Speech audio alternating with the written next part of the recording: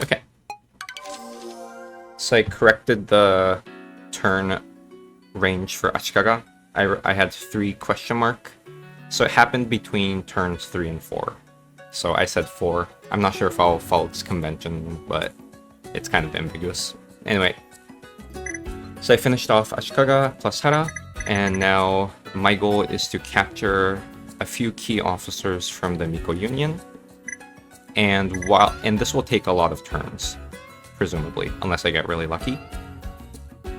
And so I'm also going to take this opportunity to go through a lot of events to gain satisfaction. Now, I haven't gotten much luck with Suzume's opinions with me. So I think this is around the point where I have to pull the plug and just accept that I'm gonna overflow relations. So what I'll do is I'll get her to the 7 threshold. So most officers, not all though, some officers have different thresholds, and this is unfortunately just a knowledge check. But lots of officers have certain events once they hit the 7 out of 7 point, and Suzume happens to be one of them. Oh, by the way, I should maybe explain, what happens if I click an officer who doesn't have a question mark? Well, you get a generic cutscene with a conversation, and you increase their opinion by 1. This is typically not a great use of your action, especially early on when you only have 2 actions per turn. But yeah, this gives 2, but unfortunately it will overfill. And I'm fairly confident this doesn't trigger a cutscene, but just in case, I'm gonna start with a cat, and I will take off the cat if it seems safe. I don't fully recollect what this event is.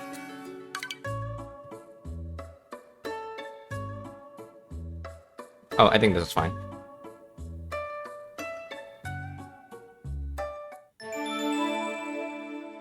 Okay, so this is something that typically happens when you talk to officers at 7 out of 7. You get to upgrade them. So there are a few things one should consider when upgrading ninjas. For personal combat purposes, it's important to have ninjas at 7 speed, at least 7 speed. So raising Suzume to 7 is one option, but it unfortunately means I'm fully investing in her use as for personal combat and not for troop-based combat. If I care about troop-based combat, I would probably either upgrade to Chirp Chirp Shuriken, which makes her shurikens pierce, so she can attack frontline and backline simultaneously, which isn't that strong given that it consumes 2 actions on its own. The important part is that it attacks the backline and ignores guards. So it doesn't matter if the backline is defended by someone, she can still go through and attack the entire row, no matter what. So this is quite powerful, but you do need to raise her, and I don't plan to raise her that much because I'd rather use resources to raise other people, since she's already fairly useful with her assassination. Ninja Art Leaf Camouflage gives people 70% defense. You could train ninjas to be a frontline, actually, with this, but again, this requires investment. So unfortunately, she's just gonna be a dungeon plus assassin bot for me, which is a shame. She's a very interesting character. That Chirp Chirp Shuriken is a unique ability. No other characters have that kind of ability. Well, no other ninjas have that ability. Another character does have... There are a few other characters with abilities to pierce automatically, but... Okay. So that triggered an event where that will trigger an event next turn where you get 5 satisfaction, if I recall correctly. And let's see. I'm thinking what else to do.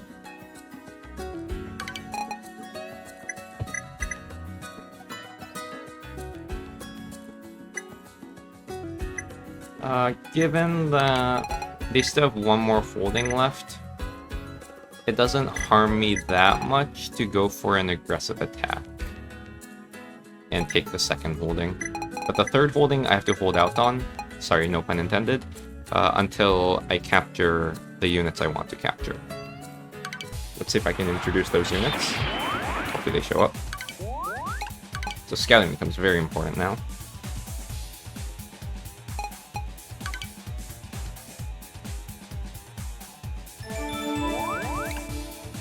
Ah, there you go. Both of them showed up. Ooh, this is very interesting. Huh. So, Goemon is a very strong unit for two reasons. One is it has Assassinate like Suzume, so he's very viable with little investment. Plus he has this thing called Encampment Construction, which I'll explain when I get into the battle. This is Himiko. She's a monk, so as I mentioned... Oh, she's a monk, sorry, not Sohei. Oh no, this says Sohei, but in here this says job is monk. Oh no, this job is for personal combat purposes, but she's a Sohei, is what you need to know. And Soheis have the property, as I mentioned before, that their troops automatically replenish at the end of the turn for free, no money spent. So they become amazing front lines, very economic front lines. She also is very strong, 7 attack, 7 defense, I believe, and has 6 actions.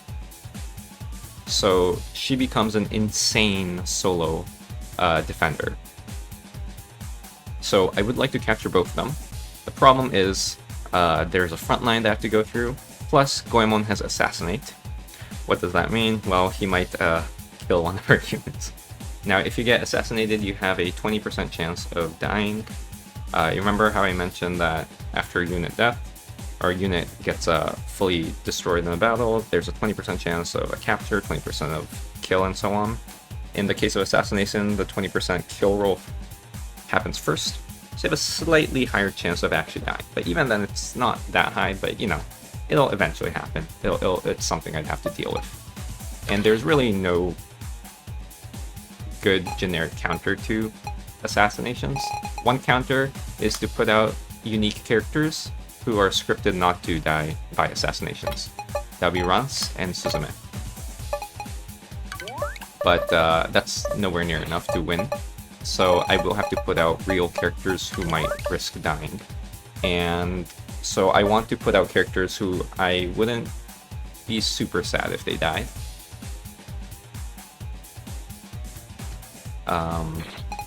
And I also need Kyoko because of her Mercy Charge. I want to... Capturing both is kind of too greedy. I'd at least like to capture Goemon, but maybe I can capture both. But to capture both, it means that she needs to use Mercy Charge twice here. She only has 4 actions, Mercy Charge costs 2 actions, so she can't attack the front line. So I have a useless front line in the initial phase of battle, which I might not be able to handle. We'll see. But she's at risk of being assassinated. I'll try to lower that risk by planting Maeda, who can potentially tank the assassination. But it's going to be a 50% because Goemon's a ninja. He'll move before Kyoko.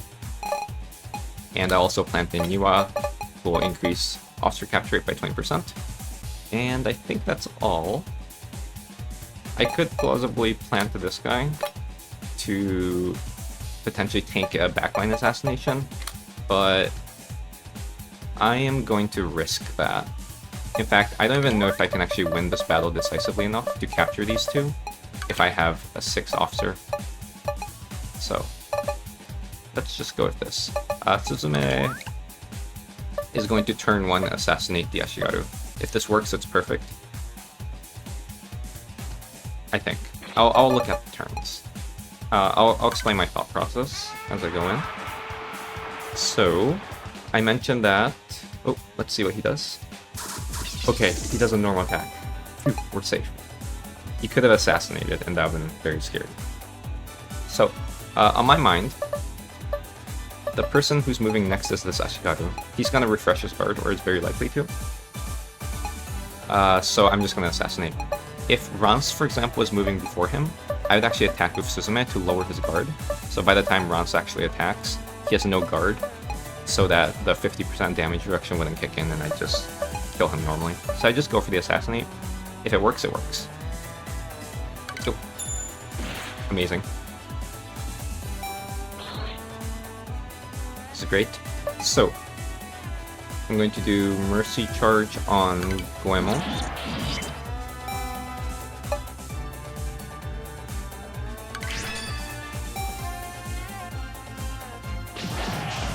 Jeez, Himiko's broken. And I think Rance will finish Goemon, so Niwa will attack probably Isuzu, who will probably heal herself with the damage. By the way, I mentioned Goemon's encampment, so every battlefield has some kind of battlefield adjustment. Intuitively, the defensive side gets a bonus, and it's a flat multiplier on how much damage you deal and take, or a reduction of how much damage you take, so it's kind of like Discipline in EU4. And the encampment increases the battlefield adjustment by 8% in your favor. It's a very strong buff. So I'm gonna attack Isuzu. Oh, I didn't expect that to kill. Anyway, so Goemon is almost guaranteed to be captured, 90% chance. Now let's see if we can capture Himiko. So, Mercy Charge.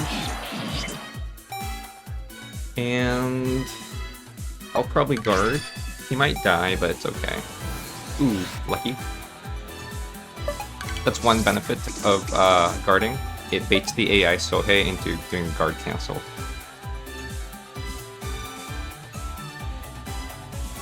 So, I'm at a bit of a crossroads here. On one hand, I can attack with Rance, which won't kill her, but that'll ensure that she heals next turn. If I don't attack, she might not heal an attack. And if she attacks Maeda or Kuge, I think with Niwa plus Rance, I might be able to finish her. I'm not sure, even that is quite risky. But if she attacks Rance, for example, then there's no way I get to finish her.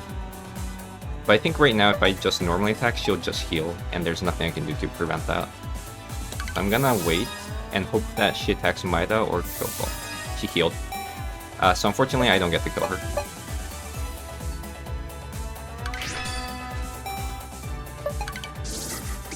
Oh well, I'll capture her next time.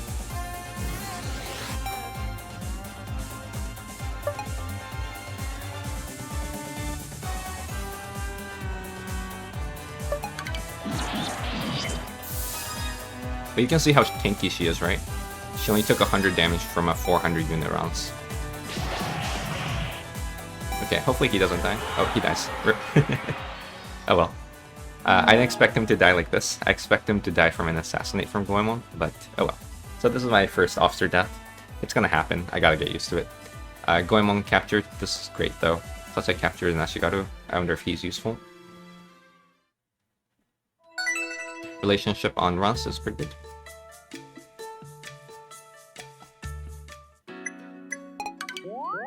And yeah, so this is a great officer, as you can kind of see by the stats. It's also 1 cost. Isn't this crazy? Let's see, he's a 3 defense Ashigaru, so not very useful. 3 defense, 3 defense. Yeah, so right now I'm down bad for good Ashigarus. That's a typical problem. You typically run out of Ashigarus when you play aggressively. But let's grab Goemon. Well, I don't think I'll be able to grab him. Maybe I can. 3 more. Yeah.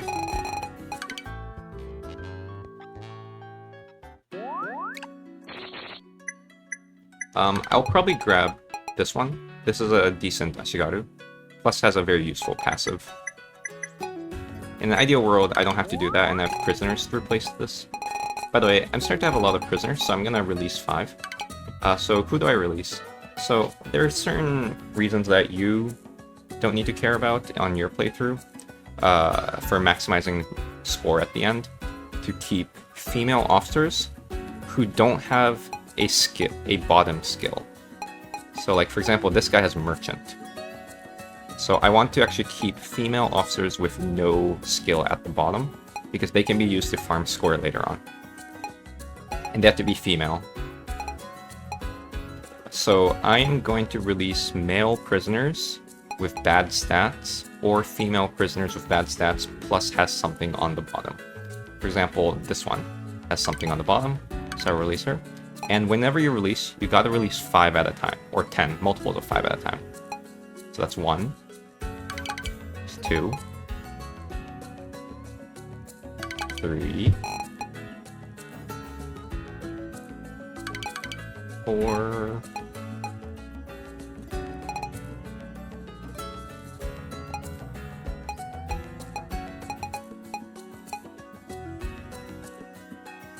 5. So, maybe one comment. This guy looks very good, right? 6 attack, 6 defense. But honestly, archers in this game just aren't that good. So even though he individually looks very good, just because he's an archer, he's not that good, honestly, unfortunately. So release him. You do want to keep this guy, because later on, you can use him to get an item. So that's 5. So that gives you an item. That's this thing. It levels a person up. Generally speaking, you should, without thinking, use it on Rance. One exception would be on your second playthrough if you go for the Kenshin route.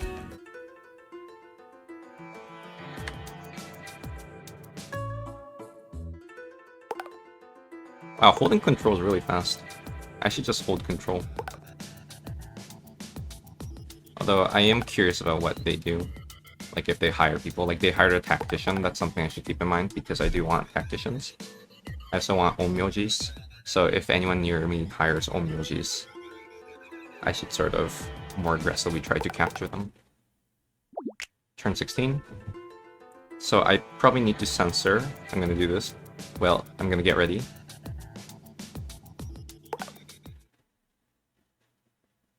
Nope, we're safe, we're safe. This is a wholesome event. Well, it's not a wholesome event, but... Oh, I was supposed to explain gourds, right? So, it's a bit late, but I'll explain them now. So, in the last playthrough, around turn... whatever, turn 12, the first gourd broke. This Oda gourd. Basically, the game enters a part 2, where a lot of the game mechanics... Well, maybe it doesn't change, but... it starts becoming less of a generic free-for-all map painting. It becomes sort of a 1v1 against an invading force. And that happens after 5 gourds break. Now, Oda's gourd just breaks by event after turn 10-ish. In my case, it happened on turn 12. The rest is slightly complicated. It breaks whenever you conquer a nation of holding that gourd. So in particular, I conquered Ashikaga, so Ashikaga's gourd will break soonish. There's some internal cooldown. I'd like to say it feels around like 5 turns, so it doesn't break all at once if you magically conquer everything, but it's fairly quick. So on like a typical playthrough, at least after Ashikaga, they'll typically break the moment you conquer them, well, the turn after. Now, if you don't do any kind of conquering of these nations, on particular turns, I think it's turn 10 for the first one, that's Oda, then turn 30, 50, 70, 90, a gourd will break from a particular tag in a particular order. Okay, a lot of particulars. So in particular, the first gourd that automatically breaks, if you don't break a gourd by turn 30, is Takeda's. In my case, since I conquered Ashikaga, Ashikaga's gourd will break before turn 30, and therefore the Takeda gourd breaking won't happen until turn 50. Now, the Takeda gourd breaking at turn 50 won't happen if I have conquered another nation with a gourd, or conquered Takeda. And generally speaking, since the moment you conquer 5 gourds break, the game sort of shifts. The intuition is that you want to build your country as strong as possible before 5 breaks. So, if you look at the particular tags with the gourds, you'll see that the east, Uesugi, that's here, Takeda, that's this guy, and Hojo, that's this guy. These eastern nations all have gourds in them. So that's one reason why I want to ignore the east and focus more on the west. In the west, there's Well, Iga's not west, but below us there's Iga. And that's why I mentioned last episode that I don't want for Iga to declare war on me, because conquering them means I break a board, and I really don't get much from conquering them. No officers on your first playthrough, and just one province. So that's why I want to leave Iga alone. There is Mori to the west, plus Akashi to the west. So my general route is going to be go west and conquer up till here. All of this. Ignore Shimazu. And that will give me 4 boards broken, right? Oda, Ashikaga, Akashi, and Mori. And then I will conquer all 3 sort of simultaneously. You have some leeway after the 5th board breaks, so it's not like the moment the 5th board breaks, everything goes hell. Everything goes to lose. Another strat is to leave Akashi alive. But to leave Akashi alive, there are certain... I'll explain more as we get there, but there are reasons why it's difficult to leave Akashi alive. Which is why typically I'd consider conquering them. But I could consider leaving them alive and only going for Mori. This allows me 1 conquest of these nations instead of doing all of them at once. But I'll talk about the East as we get there. The Eastern nations are kind of special. Too much to talk about. Yeah. Okay, so I talked about the gourds, I don't know how to pronounce them, gourds. And unfortunately against the Miko Union, we just gotta wait until we see Himiko. Himiko is something I'm very interested in capturing, and I'm willing to wait a decent amount for them.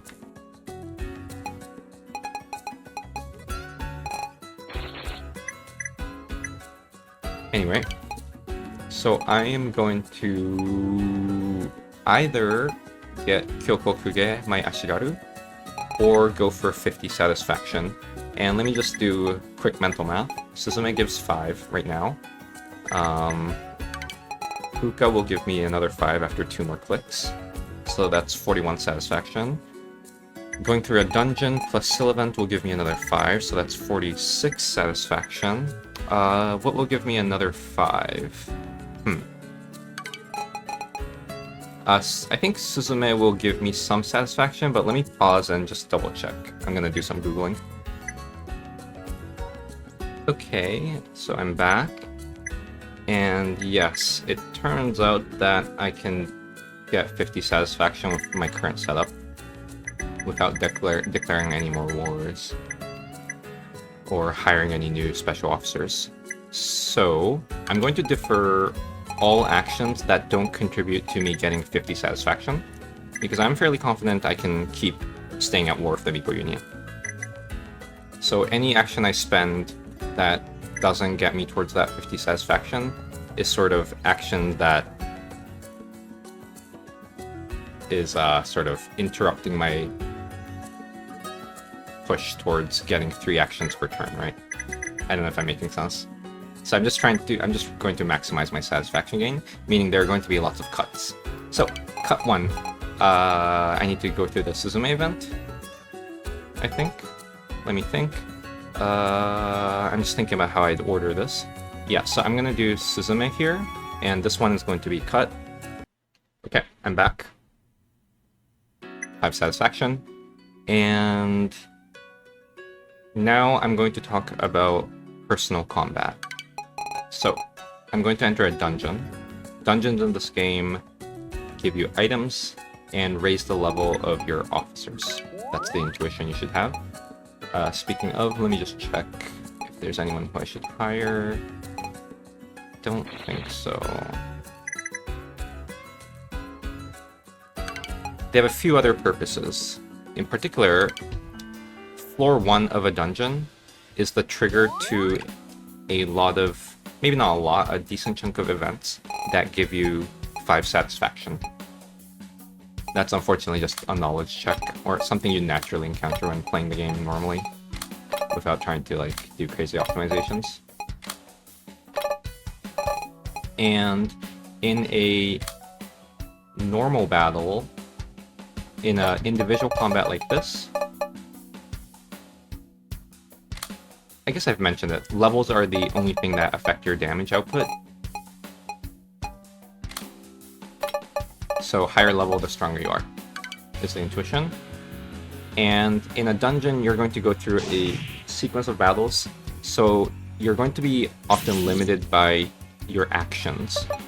So you have to be very careful about how you use your actions, and generally the rule is the lower the level, the weaker the enemies. So typically you start with weak allies and try to use their actions, so you can save and use the actions of your stronger officers for the stronger enemies. And you gotta sort of try to optimize for that. For example, Ranmaru is level 30, so she's fairly strong relative to the other front lines. This guy's level 26, so he's also kind of strong. So instead of using her to attack, I'd rather skip turn until this level 18 gets to attack, so we can use her action to deal with this weak enemy. Now, I likely don't have to actually optimize this much for this first dungeon. This first dungeon is basically a tutorial, so it's very easy. And anyway, so after floor 1, Rance gets some Eurekas to do stuff with Syl.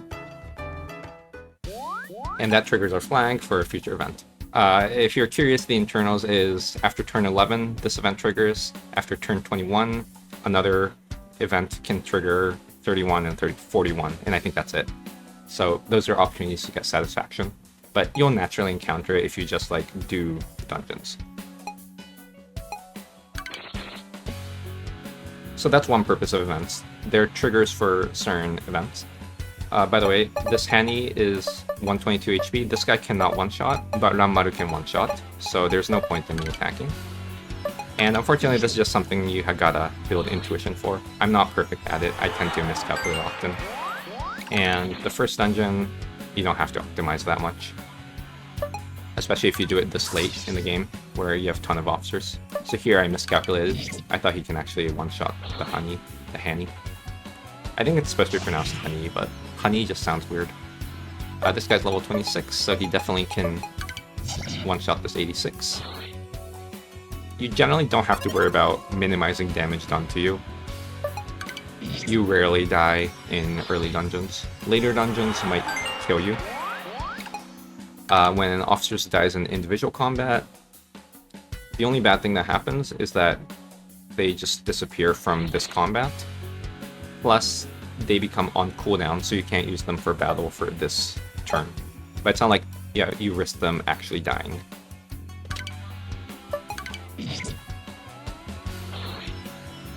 Same with Rance, by the way. So, know how Ranmaru is now out of moves? Oh, I'll explain that next time. So once you're out of moves, well, you can't move. So you gotta cycle them out. Other officers can retreat people out, anyone out, but typically the ones out of moves. And that rotates to someone else random. Not totally random. There's an algorithm, I think, that I'm not too familiar with.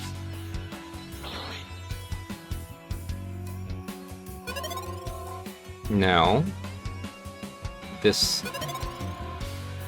so we're already at 5 out of 6, so really there isn't much point for me to be doing this levels of optimization.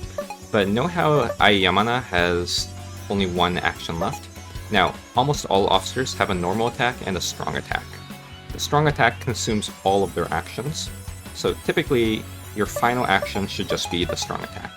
Sometimes there are reasons to use your strong attack preemptively, but in Yamana's case, she will use her strong attack, so she can actually kill this one. But honestly, it doesn't matter because Hachisuka, who's moving next, can also kill this.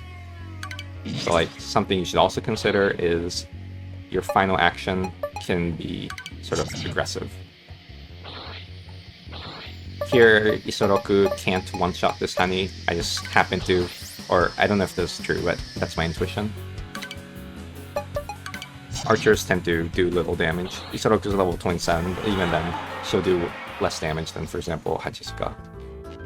Anyway, final floor. Final floor is typically a bit harder, but again, it's not that much harder. So these Nyos are scary, but not that scary. Basically, they're ranged units that channel an attack, So every two turns, essentially, the first turn they'll channel, and the next turn they'll attack. They'll do an AoE damage that reduces all of your actions by 1, and that's quite a detriment in dungeons where your actions are your main bottleneck. So you either kill them ranged, like this, or use a ninja to attack them. So I don't know if I've ever mentioned this yet, but ninjas can interrupt channels.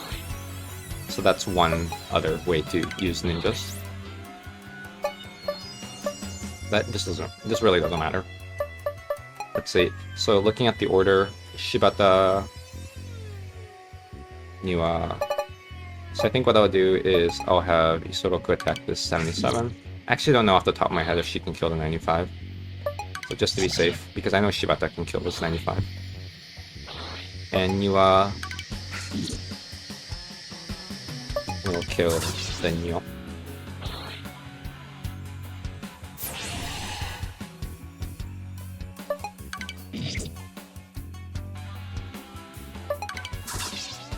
And there we go, we're done. So, dungeon complete. Dungeon, ooh. Oh no, this isn't, I mean, this is a great item, but not, this is probably an above average item. So, clearing a dungeon will give you an item. Plus, certain other bonus effects, depending on the special dungeon. And the generic bonus also is that every officer gets a level, even without participating. So, it's quite helpful. And I mentioned the level up thing you should just use on Rance without thinking. That's typically a good rule of thumb. Okay, and the item I got is an item that increases speed by 2, so it's pretty decent actually. There are a few items that I really want that I likely won't get, but would be very happy if I get. This isn't one of them though. So who do I place it on? I don't know. I have to think. So items you can just freely place on people and unequip, no cost. There are certain items that are cursed, i.e. once you equip it, you can't unequip it forever, unless that officer dies or you dismiss the officer. So those you do have to care about. But other items you can mostly freely swap. You can't swap in and out items if the officer is on cooldown. So for example, I can't use this item, use Goemon in a war, and then flop it out and use it on some other dude next on the same turn. That's the only restriction. So you can be very flexible about items. Anyway, that's it. So I've triggered a particular flag on floor 1, so I believe at the beginning of next turn, I'm going to, unless one of the story events trigger first, but I'm likely going to get a 5 satisfaction event, so I'm going to need to, I'm going to be ready to cut the video. Or put the cat. I don't know which is more palatable, sudden cuts or sudden cats. Hopefully she attacks. Lovely.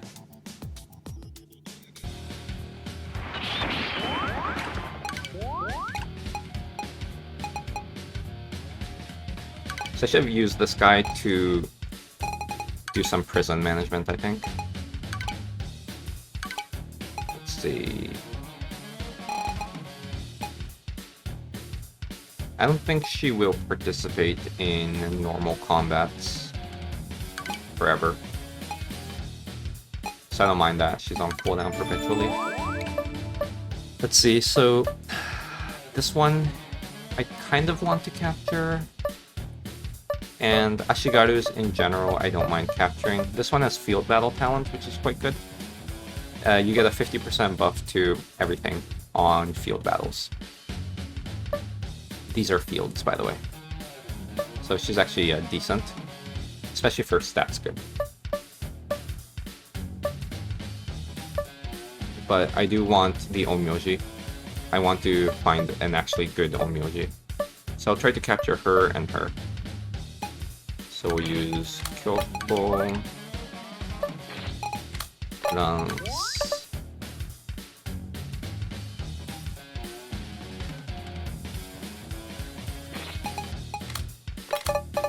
Shibata, Niwa.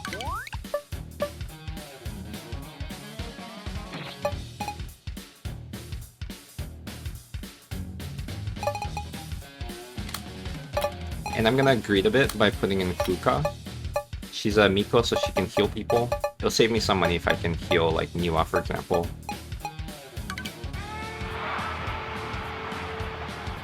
Typically, using one of your units to heal is a big luxury. Speaking of luxuries... So this Onmyoji immediately channeled. If she fires, this is gonna hurt real bad. So I have two options. I can either rush the front line, which sort of conflicts with my ideal strat of capturing her.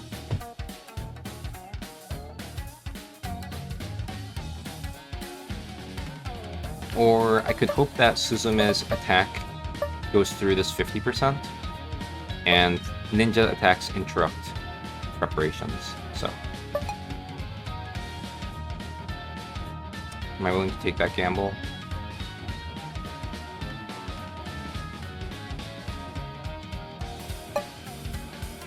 I think so. Nice. So that cancels preparation. So, intuitively, ninjas counter Onmyoji. And a few other.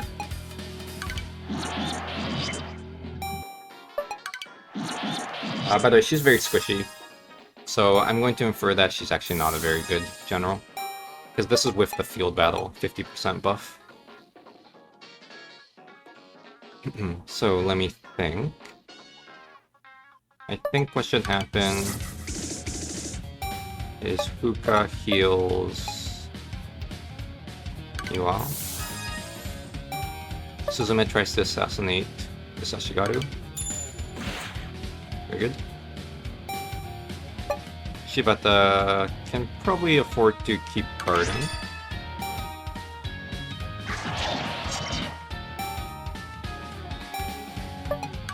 Mouse attacks.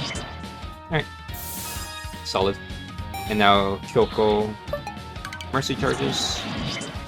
And now I will very likely capture both of them.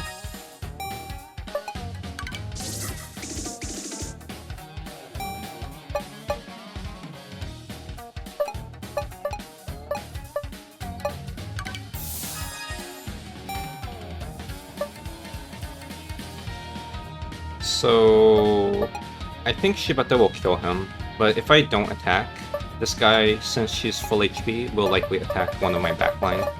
So probably better to just deal damage and finish her off. If I can stall, I could have gone 2 more heal procs from my Miko, but oh well.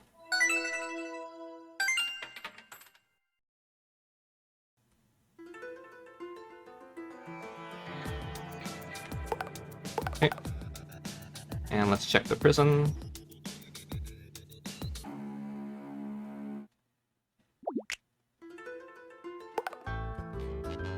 Ooh, I'm glad, so this is an official event taking over.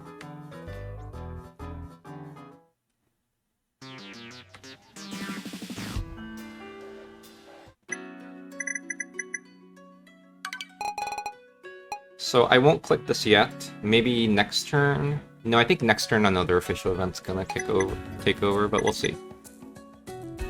So this click will give me 5 satisfaction. It's from the dungeon. So what I'll do next is I will spend 2 clicks on Fuka. This will give me 5 satisfaction. Basically, she offers Rance 5 satisfaction if you conquer 3 provinces. And we've already done that, so there it is. So I'm gonna cut this. See ya. Oh, I resumed after I clicked through the satisfaction increase, but I went from 36 to 41. And I'm done. So now there's 5 incoming from Syl, and there's 5 more that I can trigger from a dungeon.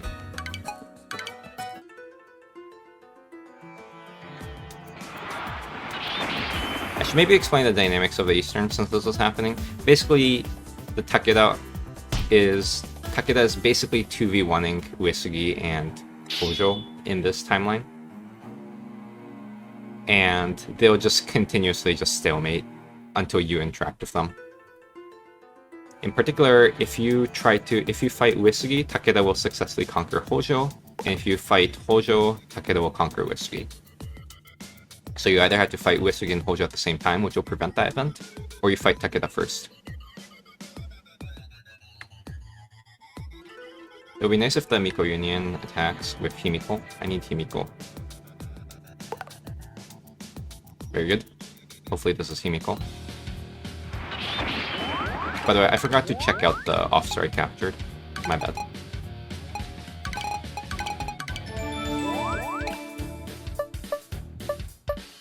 Unfortunately, this is not Himiko.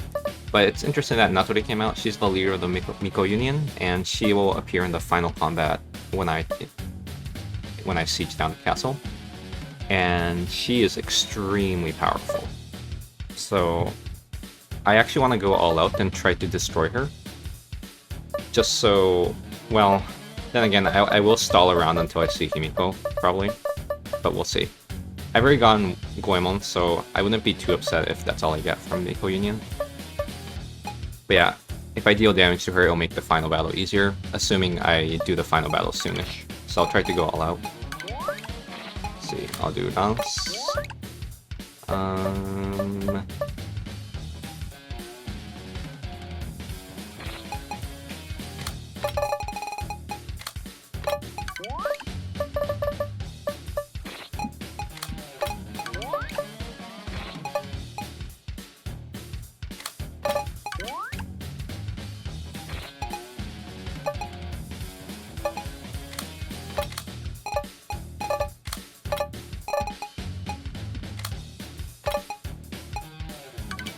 Stuff like that.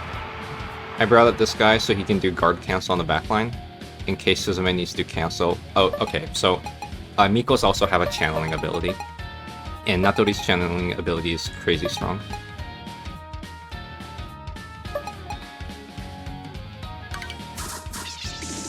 So I need Suzume to potentially interrupt it. Okay, or she does that.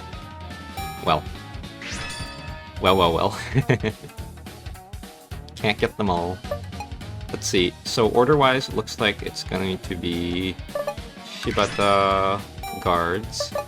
Kyoko does mercy charge, mouse attacks.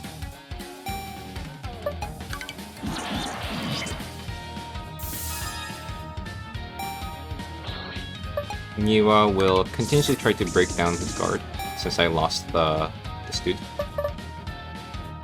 Actually, at this point, Natori shouldn't be able to channel in time, so I'm gonna assassinate. Even if it didn't work, I would just change my plans. Oh boy. Scary. I would have changed my plans and used Kyoko to attack, which should have been able to blast through Natori before her channel completes. Anyway, I'm going to attack the Miko now, and finish Natori. Maybe it would have been nice to capture one more, but oh well.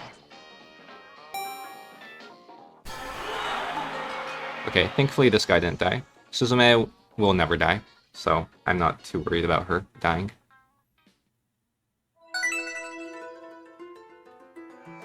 Okay, and let's check prison.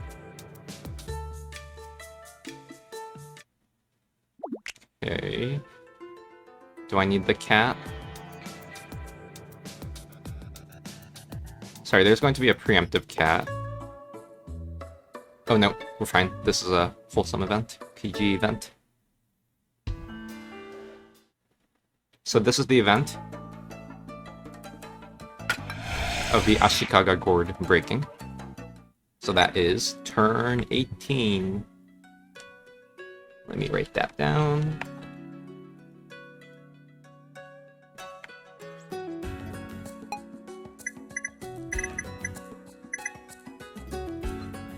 Okay.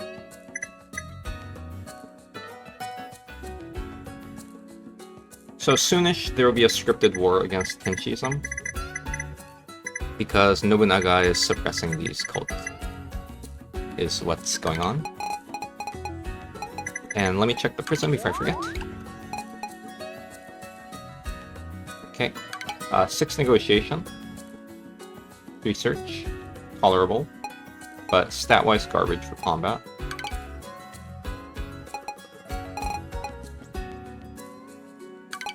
Okay, this one's a bit more tolerable than the other emoji. Her int is still quite low, 4, but she has high speed. So as like a defense Shikigami user, she's kind of useful. This guy is the field battle talent Ashigaru, who I said was garbage, but I'm wrong. 5 defense with 439 troops. She's a great replacement for Maeda, so I'll grab her.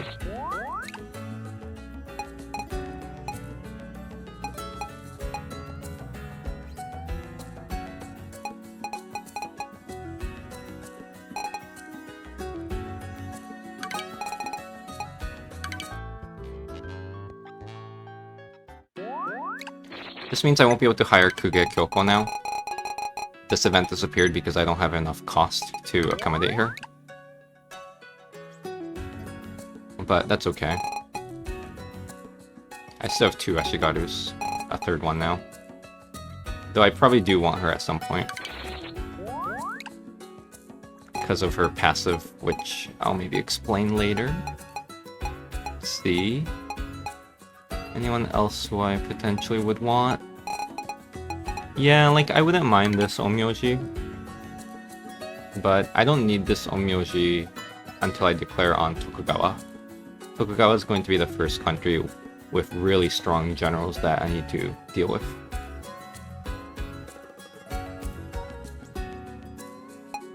And in the meantime, she's a 1-2-3, so she's not that useful for now. So if I have spare negotiation, I could maybe use Mitsuhide's 6 now. I could just hire her so she starts healing up. Fine, let's do that. The only thing is, Yamatai, this place, only has 1 national power.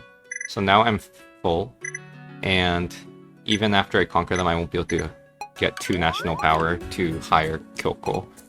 But what I can do is I can dismiss troops by Niwa Nagahide. Remember, every 500 their cost increases by 1, so I can lower his troop count. He's useful for his passive, not for combat, so I don't mind. Although I must say, like, both Rance and Ranmaru are getting close to 500, and these guys I do want to keep pushing. So I'll have to deal with cost soonish. Anyway, I am now going to search for a dungeon with my first action.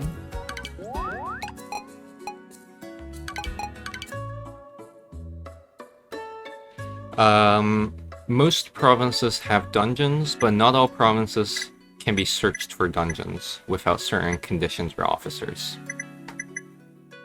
The reason I chose Kyoto is because they unlock a particular event that gives satisfaction plus an important item.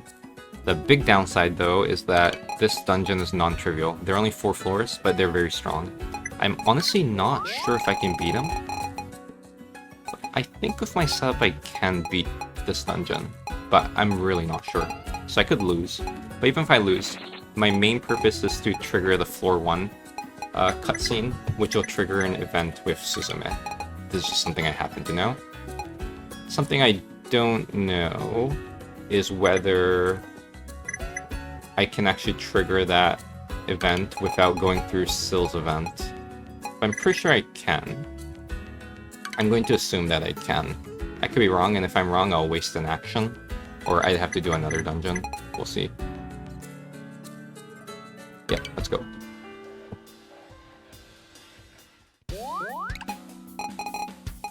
So this dungeon is very scary.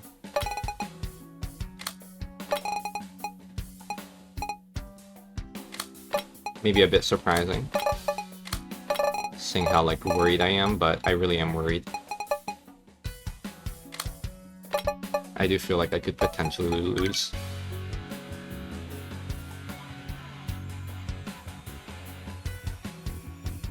So let's see.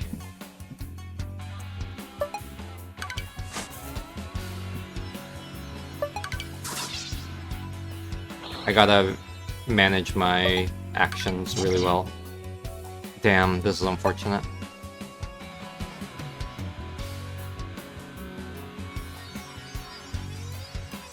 Question is, do I want to let him attack? Yeah, I think I can let him attack. And I'll use my weaker units to finish off the Mage Man. Hopefully I survive this. Yep, I survived. Very good.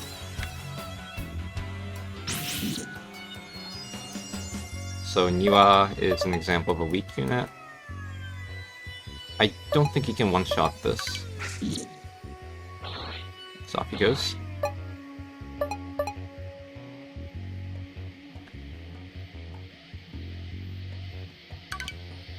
So I'll use Lord Hachisuka to kill one, and I'll use Chigusa plus Yamana to kill one. Actually, Chigusa might be able to kill one. Onmyojis are very strong for their level in personal combat. Okay, 1 out of 4. Oh, yep, so this triggers an event, so next time I talk to Suzume, I get 5 satisfaction. Very good. So that's 50 satisfaction that I have. Ooh, ooh, ooh, ooh, ooh. Scary, scary, scary.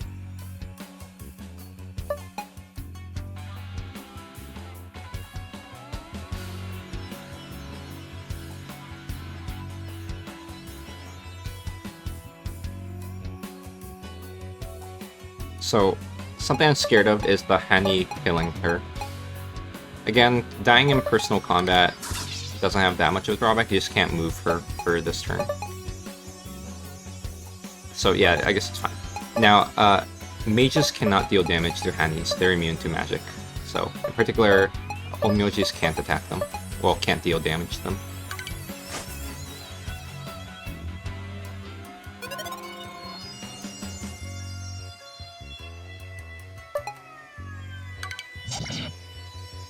I'll still try to push along with these guys, but they're becoming increasingly ineffective because of the enemies scaling really quickly.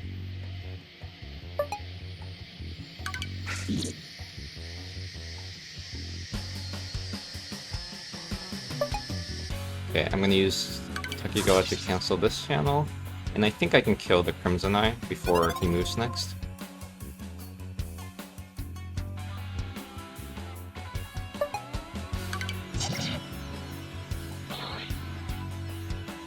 Okay, remember this is her final attack, so I gotta use the strong one. Oh, I don't have to, but that's typically how you'd want to play.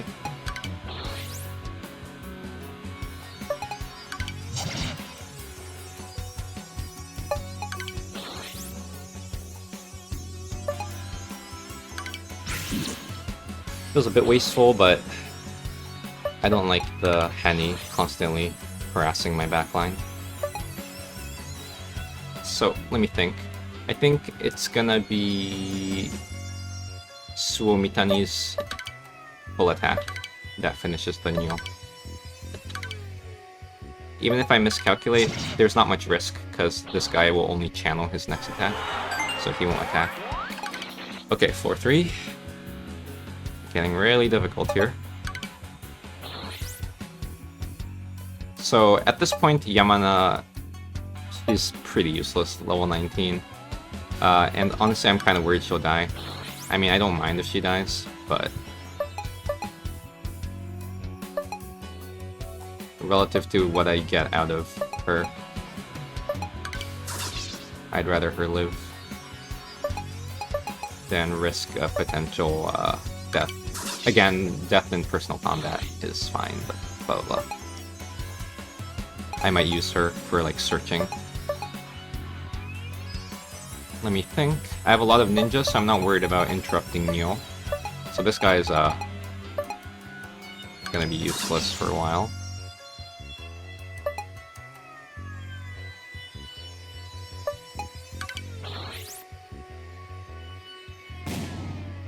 Okay, so Soheis have a very nice property in individual combat. They can transfer actions. I mean, they can do this in normal combat too. Well, not all of them, but some can. Which means that if you ignore the fact that it takes multiple people, they're as useful as your strongest unit. Because you can always transfer...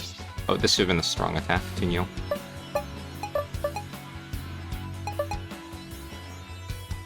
So while Neo's alive, since it's very risk-free, I'm going to use this guy to action transfer to Rance, and try to use him as much as possible.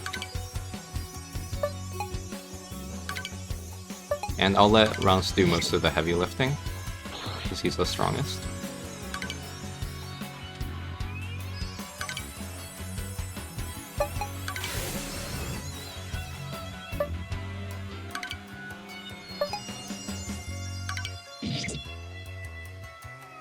I guess I'll let Isoroku finish him off. She's the weakest. And now 4 out of 4. Hopefully I win this.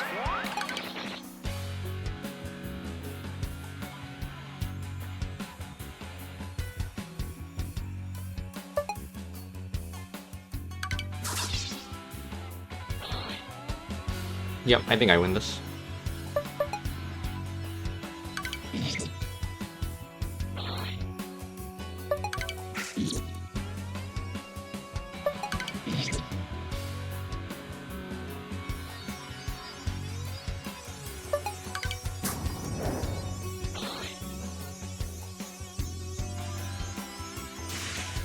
Ouch.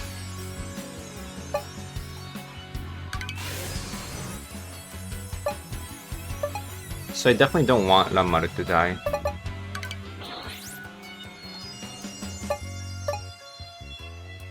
Because she might really be used against the Miko Union. So I'm gonna retreat, because it seems like I have this battle in the bag. Let's see, so Rance will not finish him, right? Because he did less than half his HP. So I think Shibata attacking is fine here. Rance does his job. And Isoroku will use her special attack. Probably will finish him. Yep. This is the final battle, so I'm being a bit greedy. Or greedy, is greedy the right word? Aggressive. Alright, and this is something I have to cut. I think. Oh, we're fine. So, this will trigger a little cutscene that gives Rance some satisfaction. But, let's cut this. Okay, there we go. I got some satisfaction. And now, I should note the item I got. The Gutsy Armor. This is crazy good in the early game. Super lucky. So, dungeons are assigned random items at game start, I think. And it's very lucky that I got one of the best items in a fairly easily accessible dungeon. This just cuts damage by 100. So you can imagine in the early game where units are weaker, this flat reduction is very powerful. One thing you should know is that this damage reduction does not apply to Ashigarus who are currently guarding. But it very matches, for example, using Soheis to tank. They can just have this in tank, for example. Also, let's... Actually, no. I don't have any good synergies right now. But even without synergies, this is just a great item. So I have to remember to plop this on. And... Yep, so now this click gives me 5, this click gives me 5. In an ideal world, one of these two will trigger automatically next turn. But we'll see. Also, do I want... No, I'm full cost, but I could potentially... Oh, no, I can't. Yeah, you can't bank negotiation when you can't hire them. So that's all I can do.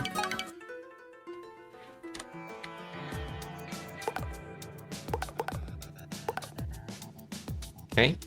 Please, give me Himiko.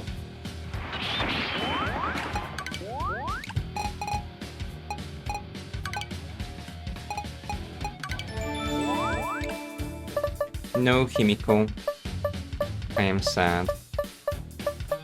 And nobody has any particular skills I care about.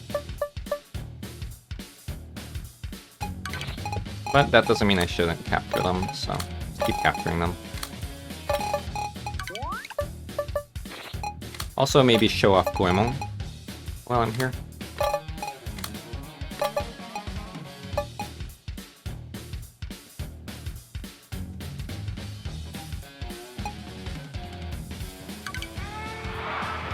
So, Goemon is amazing with his encampment construction. So right now, I have like effectively 2% discipline. I deal 2% more damage and take 2% less damage. Now I do 10% more and take 10% less. Very powerful buff. So I don't know who I want to potentially capture. I think if I were to capture someone, it'll be this guy, because he has a lot of units. Ah, pretty tanky actually, wow. He only took that much damage. Alright. This is looking very promising. Yeah, he's a very tanky boy.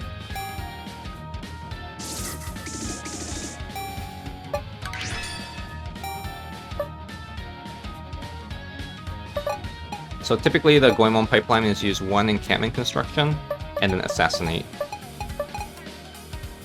I believe assassinating after a mercy strike does still contribute, does still work the way you'd expect. So I think this is fine. I could be wrong, and if I'm wrong, he might die. And if he dies, well, sucks.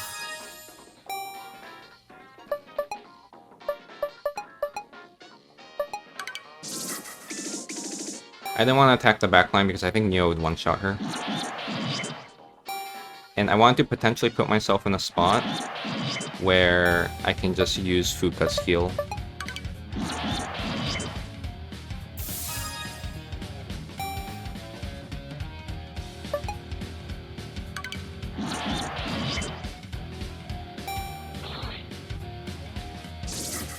Yep, so now I can just keep cycling my units.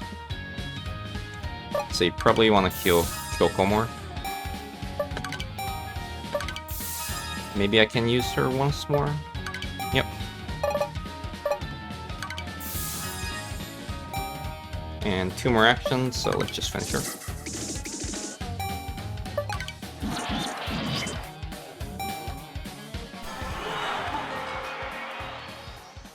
Oh. Well, I guess I don't know. I don't know if I just got unlucky and failed the 90% roll, or assassination caused something different.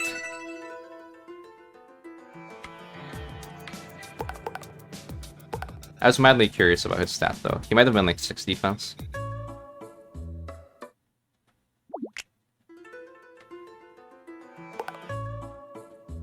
Okay, this is a wholesome event.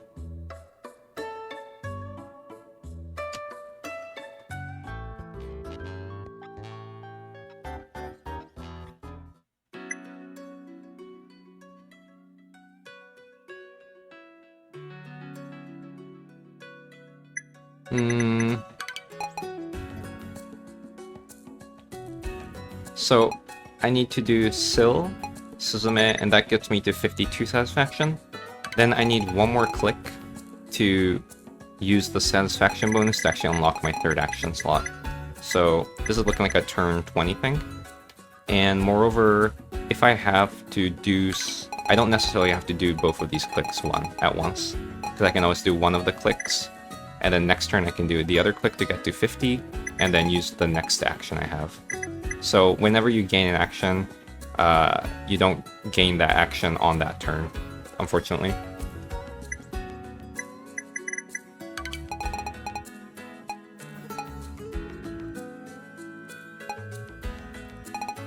So the question is there something I'd like to do besides getting these 2, or getting my satisfaction? I'm still partially banking on this event auto-triggering. I know this tends to trigger it's a fairly high priority event to happen. It's just that there are more higher priority events that's been triggering right now. So it's possible that like next turn this auto-triggers and I save a click. So I think what I'll do is I'll do Suzume here. This one I don't think is that high priority, and hope that this auto triggers next turn, but if it doesn't, I'll click on this manually and get my third action slot next turn. So I'll do this, and well, I'll see you after I get the satisfaction.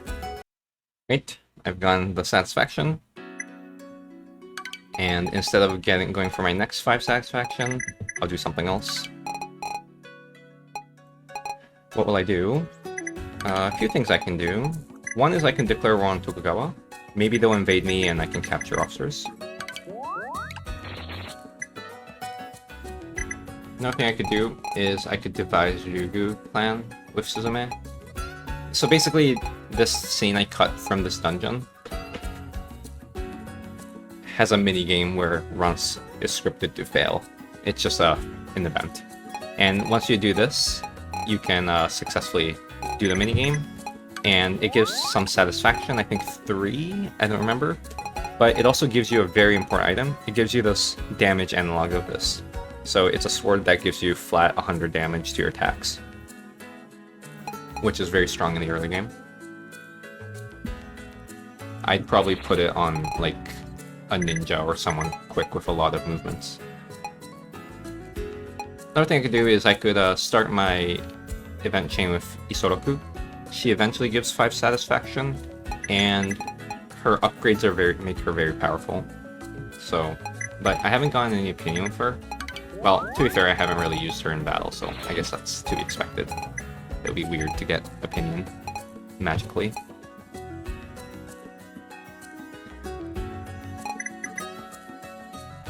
Let's see. Yeah, I would say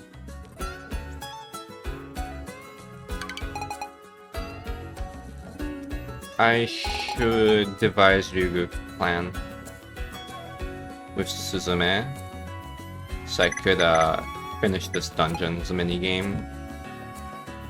The equipment I'm talking about is very strong, and it pairs very well with Kanami, who is, if you remember a while ago, I recruited someone, or I went for foreign recruitment or something like that from the satisfaction bonus. She's a very fast ninja. She does no damage. I think she's like a 4 attack, but plus 100 makes her very strong. Yep, so what I'll do is I'll do this, and I'll start going for the event chain.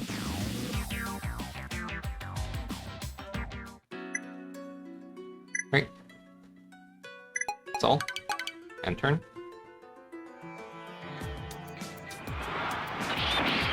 These events are just all like filler, they just always stalemate. Nothing interesting happens as far as I can tell. Alright, let's see what happens to the Miko Union. Please counterattack. And please counterattack with Himiko. I know she's full HP. God damn it.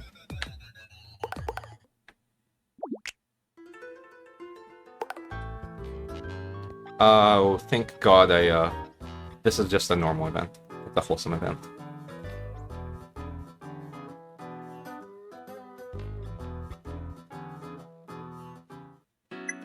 Okay.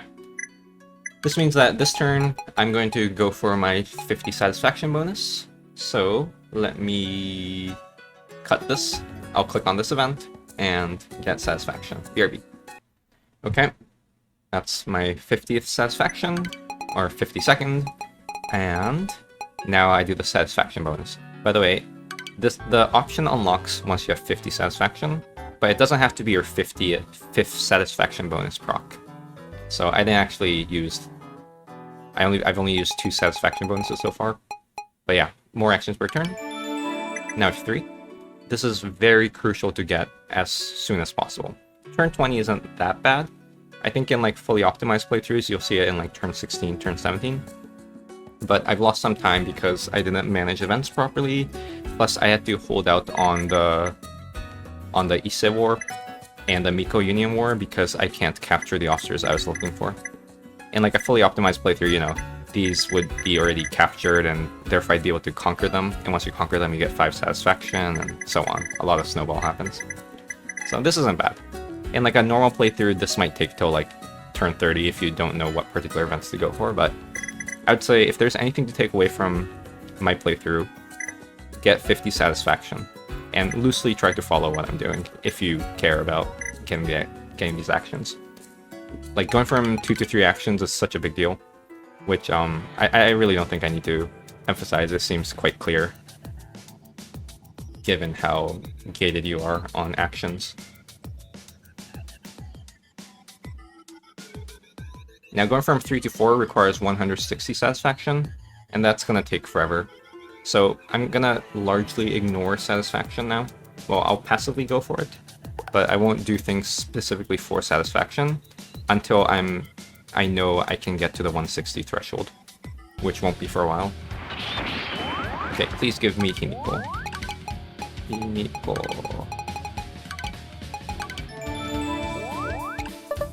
Yes. Okay, she needs to be captured. She needs to be captured. How am I gonna ensure that? I'm gonna ensure that with these two, of course. Backline Yua, of course. Suzume and Goemon to assassinate this Ashigaru. I think that's the plan. I don't need her. Okay, I really need her. She's so important. Yes! Okay, this is... So, like, my capturing of her is all but guaranteed now.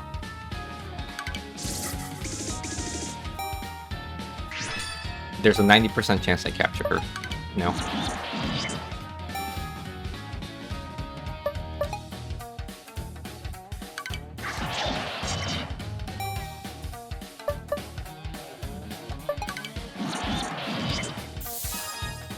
She's gonna heal next turn.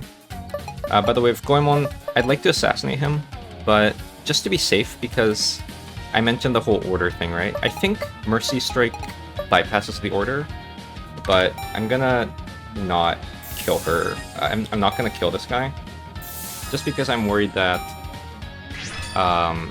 this guy will die, and nothing will happen to her. I'm pretty sure Mercy Strike bypasses the 2-officer restriction, but just in case. Okay, we got her. Ladies and gentlemen, we have captured one of the best units in the game. She's not the best unit in the game, but early game, she'll work wonders. Might as well try to capture her. This is a 90% chance, right? I'm allowed to rage if this fails. Very good. Extremely happy. Super happy.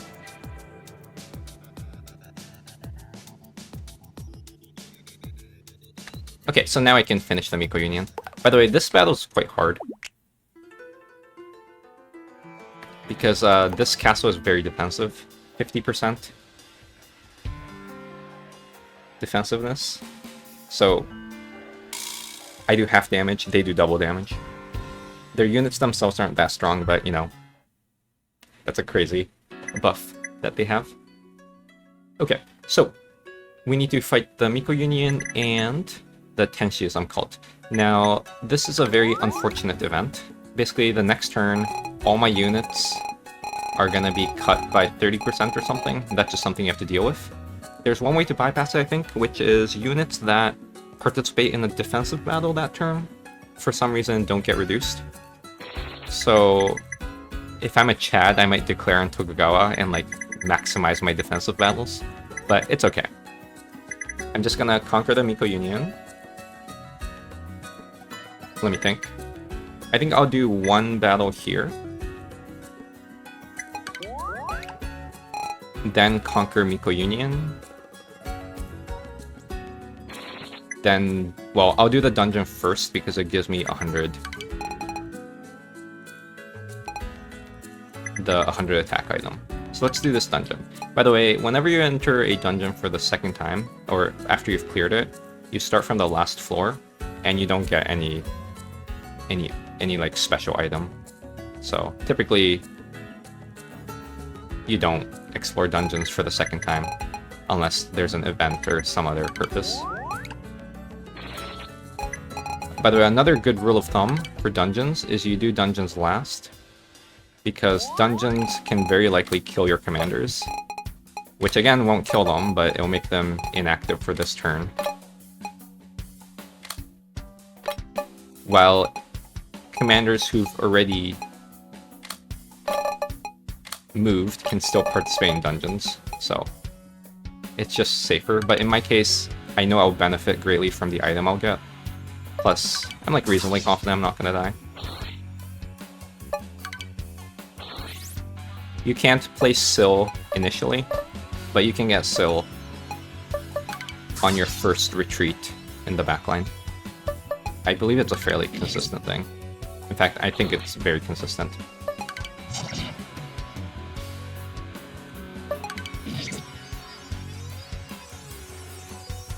As you can see, Syl is quite strong, level 40.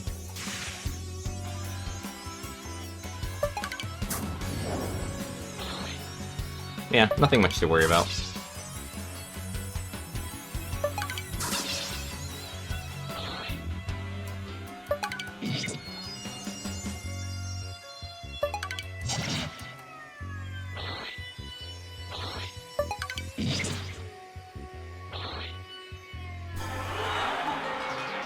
Oh, I need to cut here. So this is the minigame, and now we can win the minigame.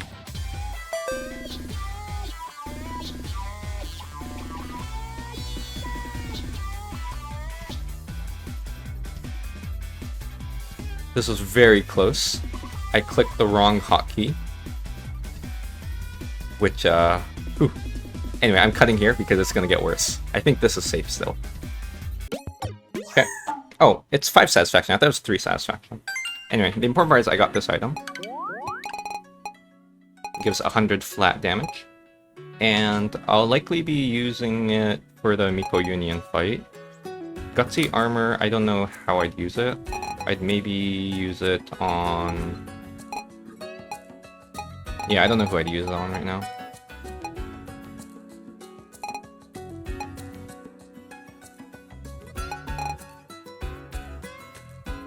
Okay, anyway. So, let's do one battle here. When you fight the Tenshi-san cult, I recommend going for Naniwa first, before, I think this is called Nikan. Because their leader only shows up in the once you conquer one of their territories, and Naniwa's a more defensible territory, so you'd rather fight them, well, before fight them on the more defensible territory, while their main commander isn't showing up to the battle. These guys you can't capture, these peasants.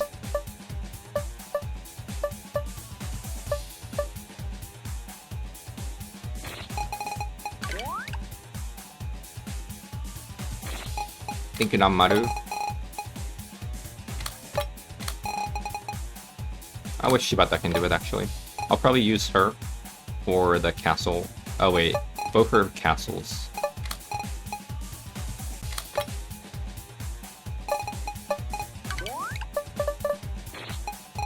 I need a solid backline, I think. Okay, let's use the... Actually, let's use the sword on this guy.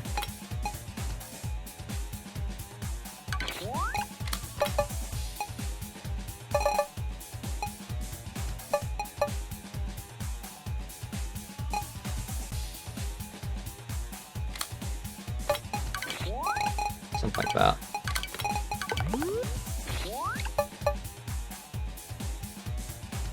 Trying to remember what the Miko Union fight was like. The final castle siege. I totally forgot.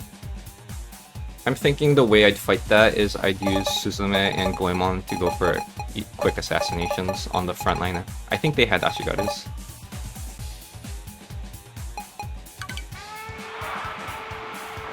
Wow. Armor buff, armor buff. Scary. So, let me kill... What? This guy's so weak. 100 flat damage, and he only dealt... So he only dealt 60 damage. Okay, here's another quirk about Soheis. their Sohei charge removes their leftmost buff. So what I'm going to do is I'm going to remove this armor buff from Founder's Wallet. I also thought about removing this attack buff, but I think she's tanky enough to deal with it.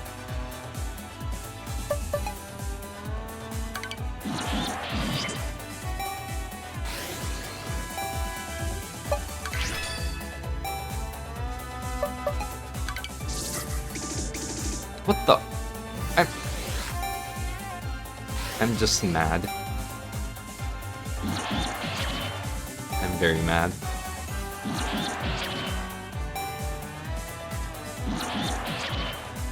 I'm getting pummeled. I actually might lose this.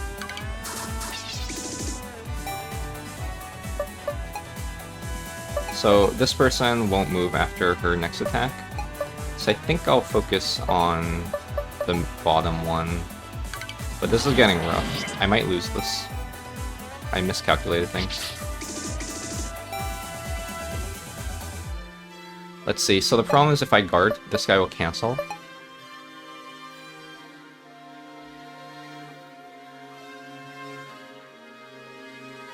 But it's not like this person really benefits from attacking that much.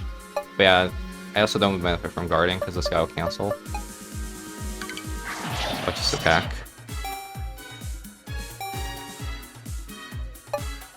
And I think I should heal. Another thing is I could attack just to remove their buff and die. That might be better.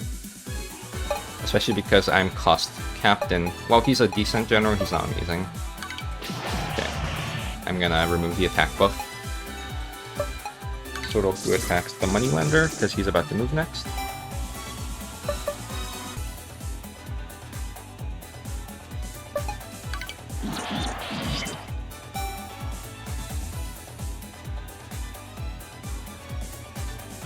Let me think. So this is the last time he moves. I can tell because when you hover over actions, you should see where they move next, and since I don't see it, they're gonna move all the way up here, I think. Although sometimes it recalculates itself and I don't quite get the logic. But I'd expect him, Suol, and then 3 of these. Unless I kill one of these off. This one. And now Isoroku gets to move. But yeah, this is a loss. I can't turn this around.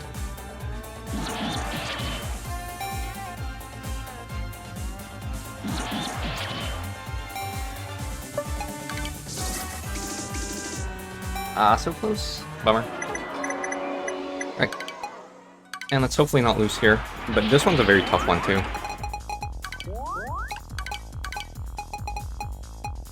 I'm not too confident in this battle.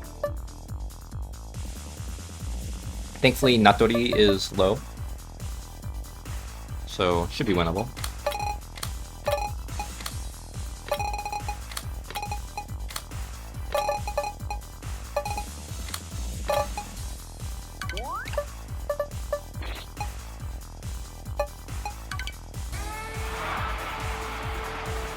Largely depends on... Oh shit, I giga low rolled.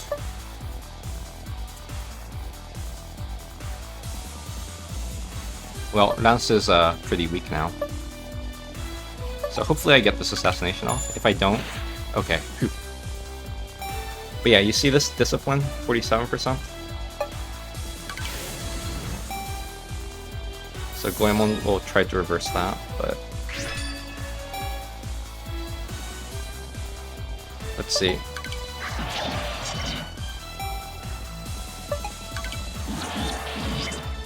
Very tanky.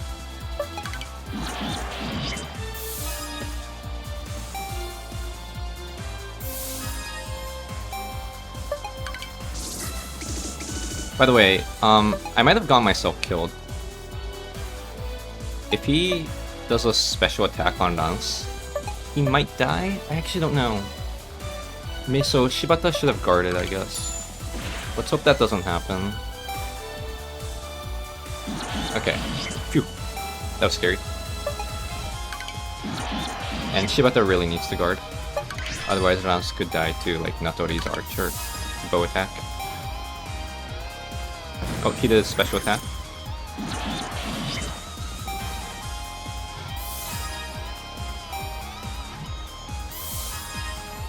Okay, so name of the game is Farm War Score.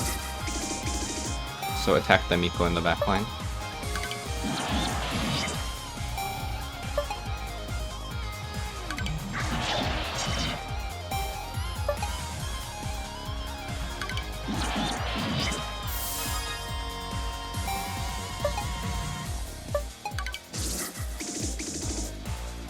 Will this be enough if I kill him? No. Oh. Damn. His first hit that slipped through Shibata, plus him being fast enough to beat my other dudes, that was kind of unlucky. Oh well, these things happen. C'est la vie. Oh, and I forgot that, I forgot to leave units for defending. But I don't have to defend against them, because they can only invade aggressively, and I can ignore that. I just have to defend against the Miko Union, who I'd be shocked if they actually fight back, because they've been decimated from that battle. Oh, alright. I'm like very confident I won't lose, though. Just in case, I will heal... What? Huh.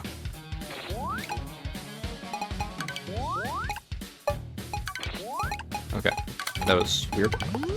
Just in case I'll full heal her. But I'm fairly confident this is not hard. What, Natori full healed? Alright. That's not what I'm looking for, huh?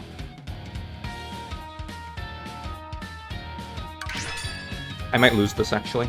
I did not expect Natori to full heal.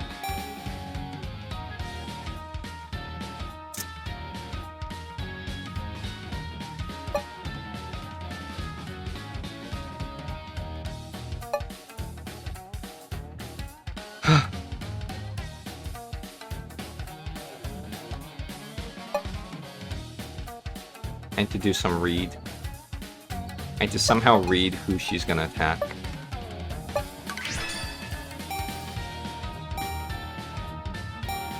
Oh, oh, oh, here it comes. Yeah, I think I lost this. Man. Scary. Alright, I just have to cut my losses and make sure I don't die, I think. Or maybe I could try to kill one.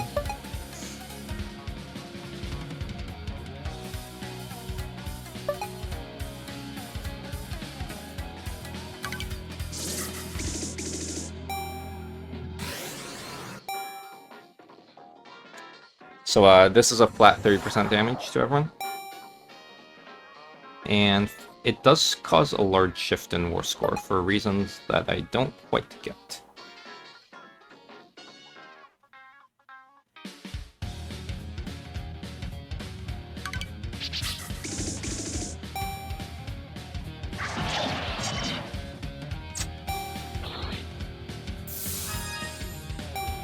Alright, I can turn this around.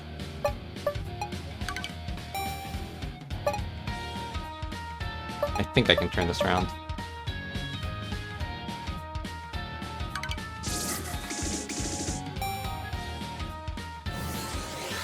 Yep, I can turn this around.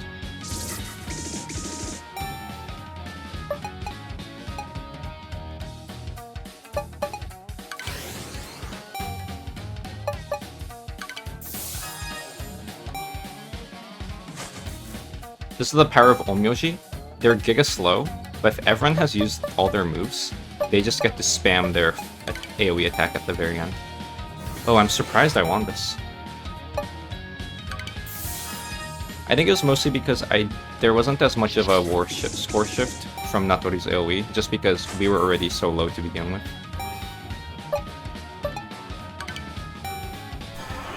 Cool.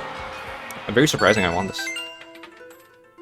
So yeah, Onmyojis can be very powerful in certain scenarios. Okay, this one I just lose. No big deal. They can't do anything. Alright, so now I'll get an event That will make me lose all my units. Not all, 30% of all my forces, I think. And that's life. Oh, oh, oh. Okay, seems like that was somewhat safe. I don't know if it was safe. The text was not safe. But anyway, so yeah, this is the event. I lost. Apparently it's 20%, not 30%. And yeah, that's life. But yeah, for some reason, like, this Onmyoji who participated in a defensive battle didn't lose any. Alright, so let's actually win.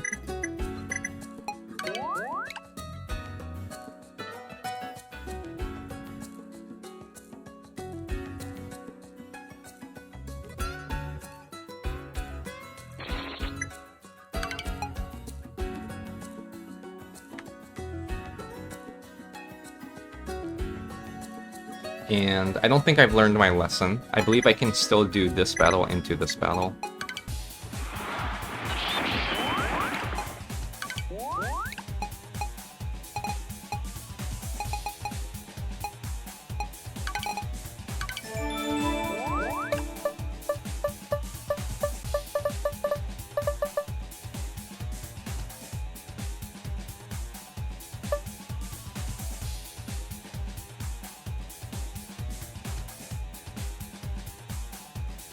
There's maybe one lesson I learned, which is that Takigawa is useless.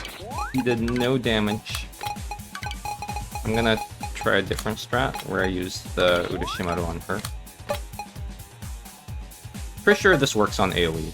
I'm fairly confident, but I'm not sure actually.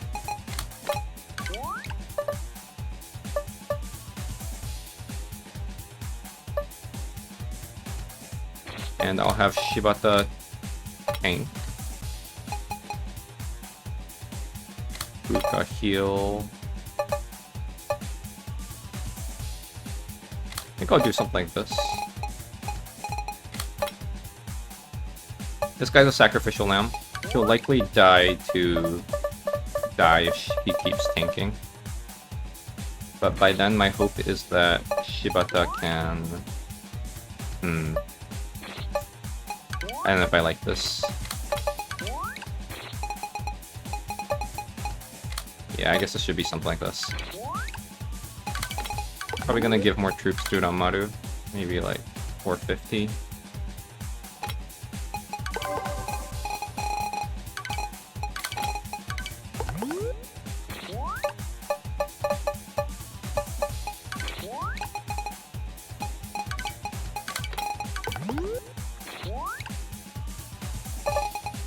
I'll also bring Mitsuhide, so he can distract these guys. Alright, so Shigami. And let's see, this guy has an attack buff, so let's try to focus her.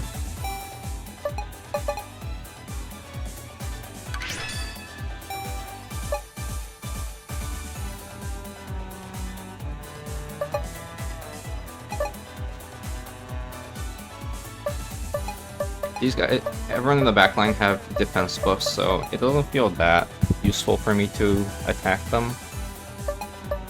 Rather, maybe attack the front line. Or use Miko's Storm. This does 10% damage to everyone. It's an okay way to farm War Score. I don't know if War Score is the correct terminology. Maybe like Battle Progress? Okay, I'm gonna remove her defense buff.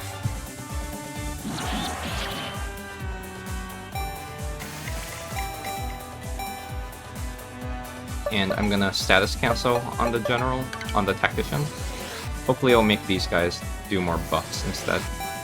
Basically, I don't want them to shoot my Onmyoji.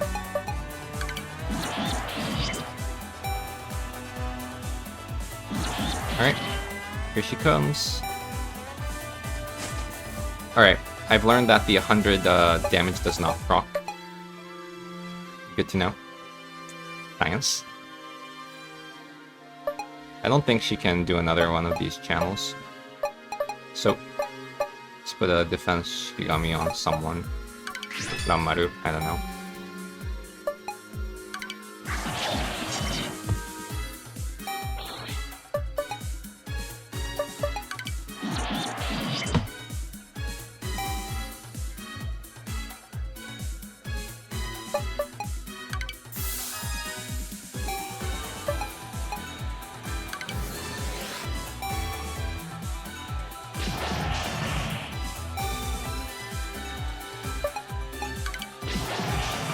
Alright, solid fight. It helped that the enemy's buffs were slightly better in my favor.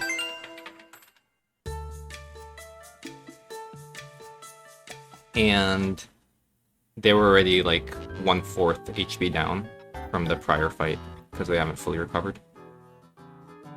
And I expect something similar to take place in the next Miko Union fight.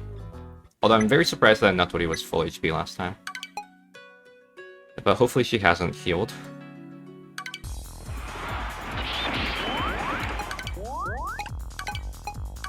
Man, the search costs has been crazy high.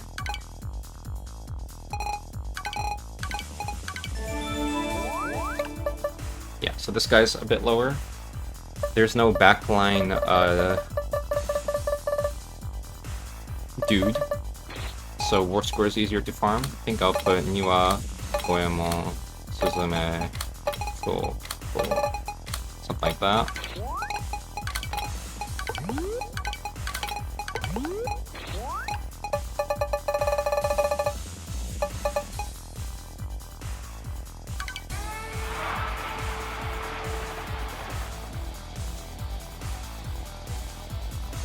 Maybe I can kill this? I don't think I can. Given that I don't see this guy moving anytime soon, I'm just gonna attack him and lower his guard.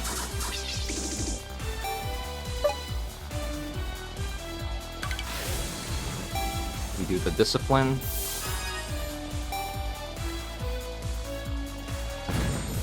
Oh, he did his special attack first. Okay, I can interrupt this channel, thankfully.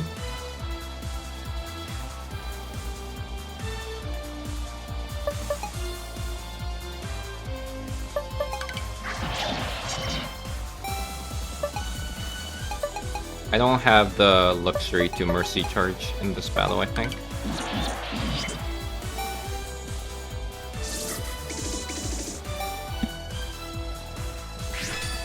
It's like war score wise, I have to full wipe.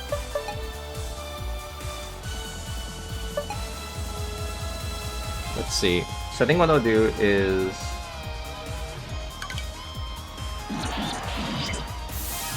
I'll assassinate with Goemon here. Oh no, he needs to interrupt Natori. So assassinate with Suzume, I guess. Hopefully. Yep. And somehow I'll have to kill him. He's very tanky. Well, partly because of this battlefield adjustment thing.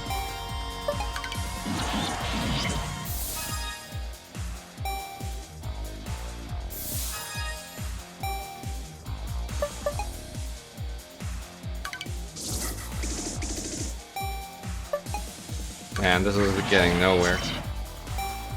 Especially if she full heals again. Or AoE heals. My god. Ridiculous. At least I got him out of the way. He's alright. He has 4 costs, so it's not worth it, but stat-wise he's alright. Well, I guess next turn I'll get her. Man, scary. By the way, while you're at war with the Tenshism cult, you have Uprising chance that you have to deal with. I believe it's not chance, it's actually progress, so once it hits 100%, you'll get Uprising, but until then you don't get Uprising. You get at most 1 Uprising per turn, so, and you have to deal with them by military. So, turns out to be okay that I full committed. But from now on, I have to be a bit wary. I think I'll also receive foreign reinforcements because I am weak.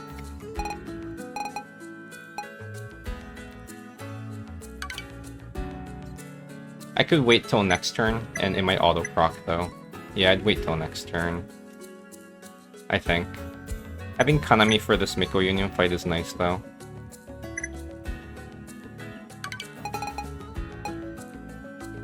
No.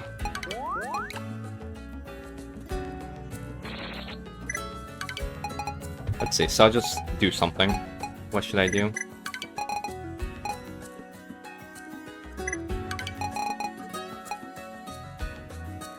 Could start the Isoroku event chain. I could start the Ranmaru event chain.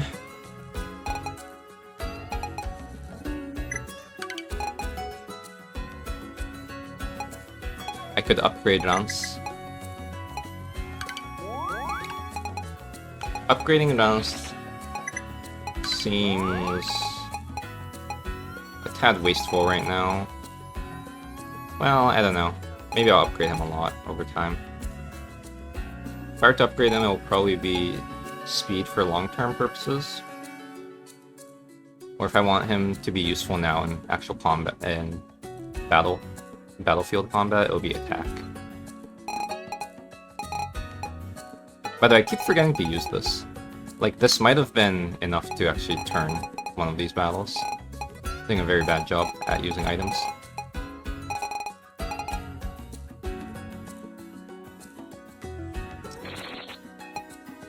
Huh. I rushed the actions and now I don't know what to do with my actions. What a dilemma. Let me see what satisfaction bonuses I have.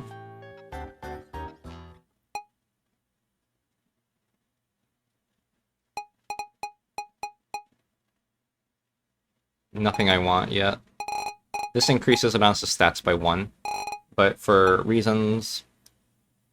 basically there are ways to...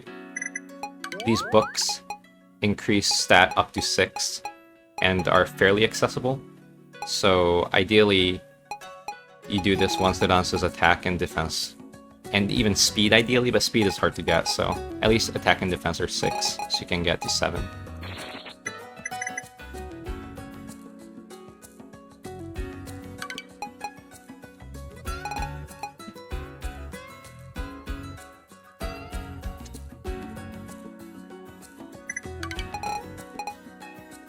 Alright, I think what I'll do is I'll start the Sodoku event chain. This requires a few clicks. Eventually, it'll give me 5 satisfaction. But for satisfaction alone, it's really not that worth it. You have to do so many clicks. But importantly, this event chain will let me eventually upgrade Isoroku. And her first upgrade is very strong. Gives her a 2-cost assassinate option. Though I haven't evaluated how strong assassination is in the context of no savescum gameplay. With savescum gameplay, you just kinda... Well, you can't just savescum assassinates, it's somehow deterministic to some extent, but you can at least tell ahead of time if certain assassinations will work for a given combat. So you can plan around that. Okay. Now, I just hope the Miko Union doesn't fight back. Oh boy. So I have to make a choice here. Whether I try to fight this. Let me see how easy it is. I don't see myself winning this. Without significant investment. I lose this. Yeah, things are going downhill. I think like until the past 2 turns, I've been playing very well. But I've been making... Wait, what? What just happened? Didn't they say they were counterattacking?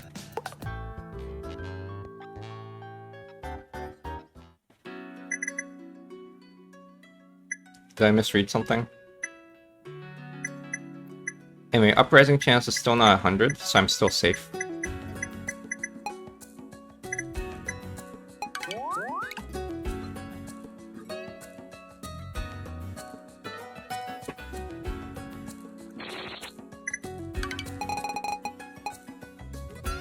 Man.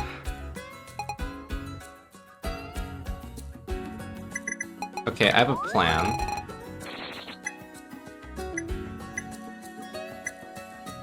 I'm gonna do enforced taxation on Kyoto. This gets you gold, which, by the way, if you leave it alone, the gold amount increases by 100 per turn until 5,000. But importantly, it gives you a textbook. And the textbook you get goes attack, defense, intelligence, and cycles around. But now I have the attack textbook. Now it says 6 attack. And textbooks can raise people only up to 6. So now I'm going to click on Sill, which can power up Rance and increases attack past 6.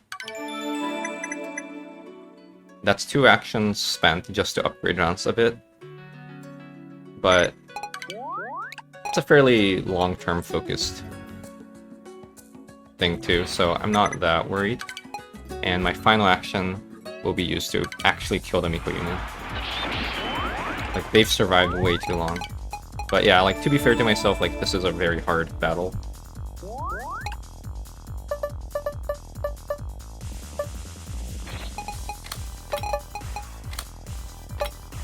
In the first iteration, I felt like where I was very prepared.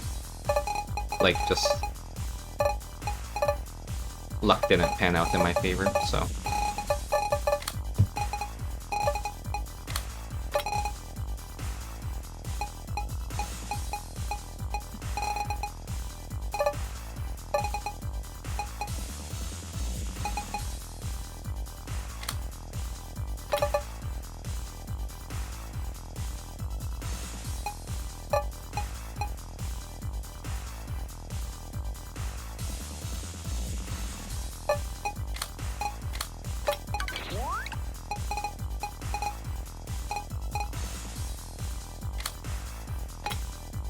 Should start using items.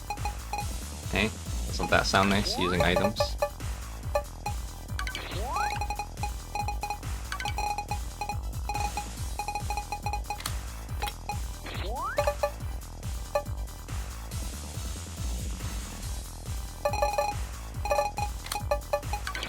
And this item did not work on the Onmyoji.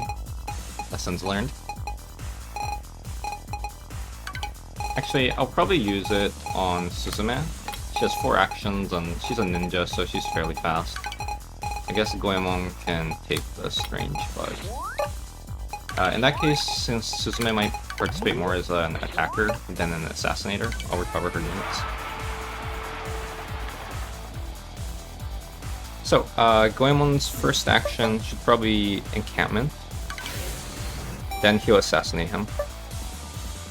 Now I'll just attack someone with Suzume.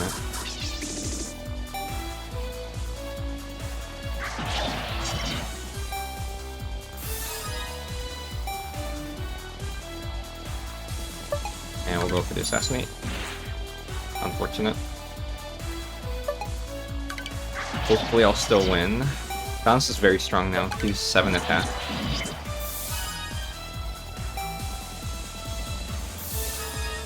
Okay, so she's dead.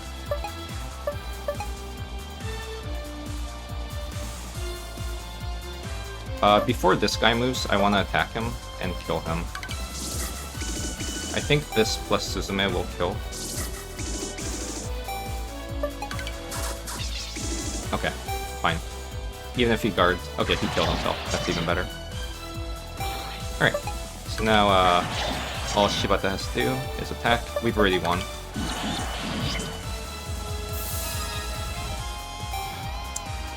Man, very messy.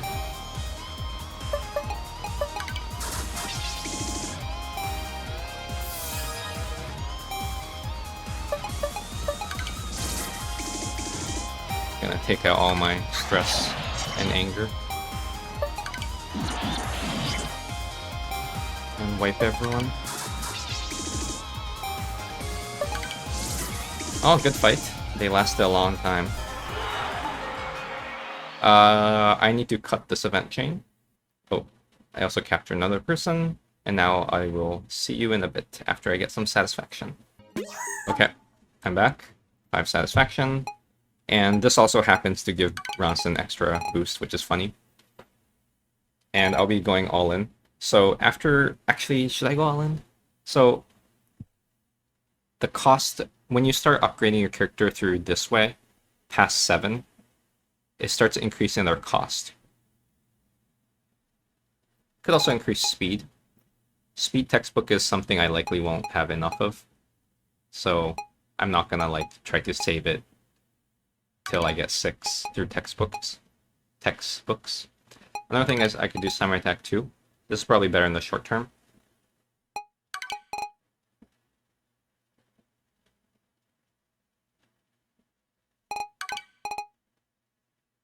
But I think I'll do speed. I don't know.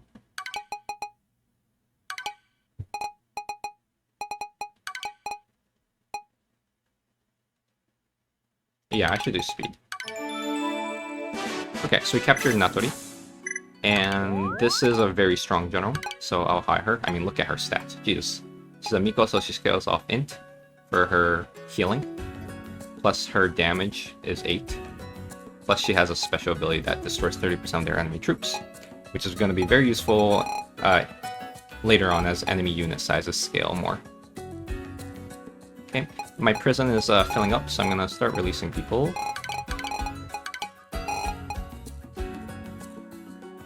Let's see. So remember the criteria about female characters with no skill and no last skill. So in some sense, these guys are still worth keeping. This guy, while he's good, he's 4 costs. He's just not worth it.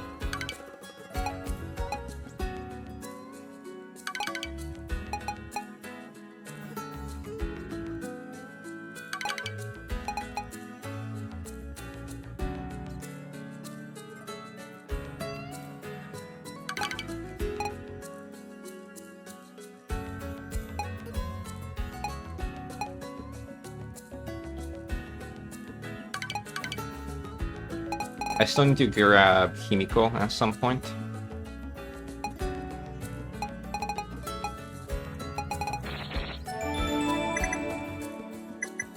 But now's not the point. Unless I can recover some cost. I could by lowering her unit count below 500, but these are going to increase soon anyway. So I just need to conquer more. That's the solution.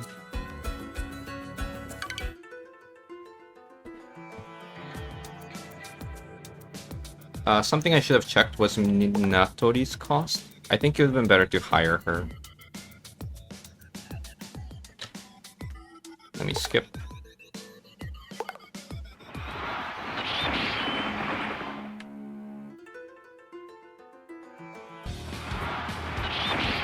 There's no strong reason to fight this. But also doesn't hurt. As long as it doesn't cost me that much. This guy I might want to hire.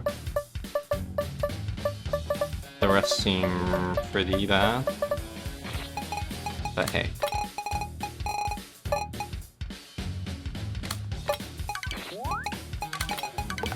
Ashigarus are so cheap, I'm pretty much always willing to replenish them with money. Other units I tend to be a bit more careful.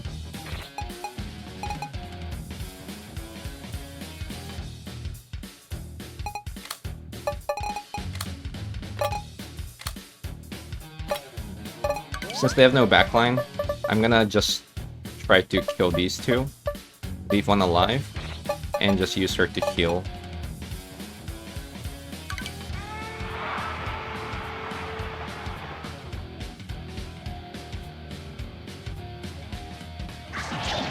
Ouch.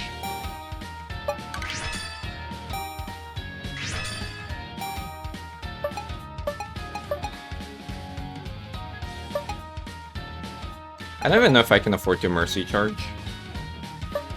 Especially given this.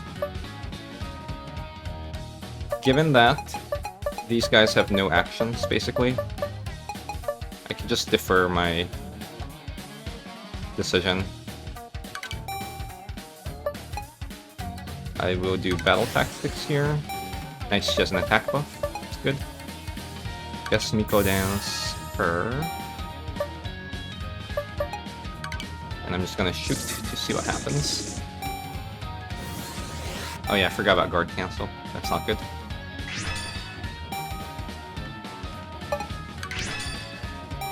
Actually, that's not necessarily bad. Him not moving is probably preferable.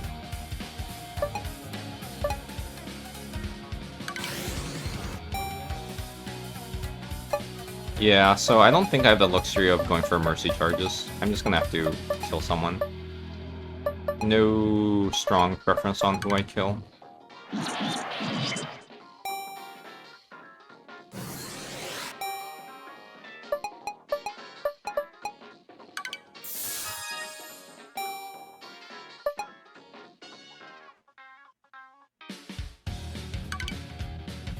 I mean, I guess I can capture one guaranteed with a mercy charge here.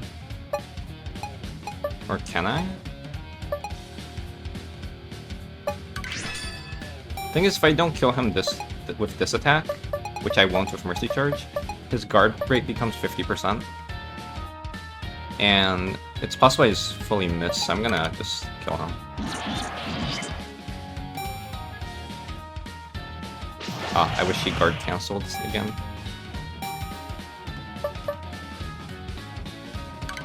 Alright.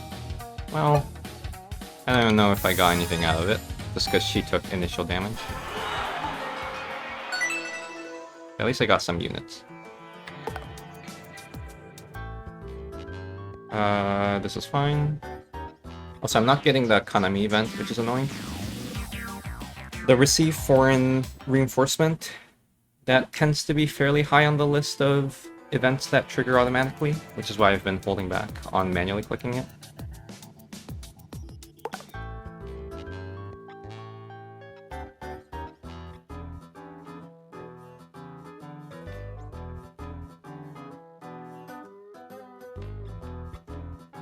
I'll introduce these characters later. They will come to play later on.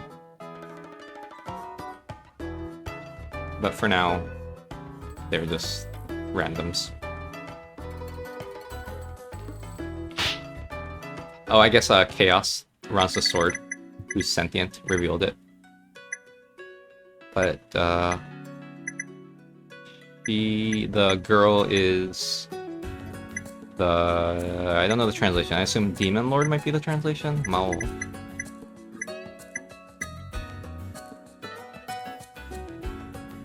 So that's something that one needs to address later on. I think I'll hire Natori now. The timings don't line up properly though, but I do want her early.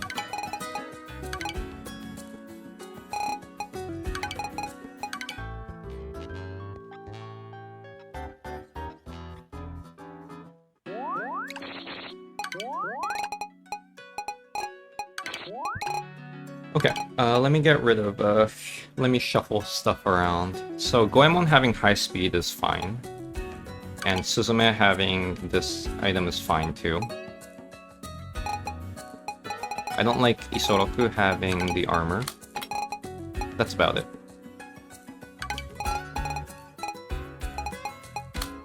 Maybe give the armor to her and start using her more properly.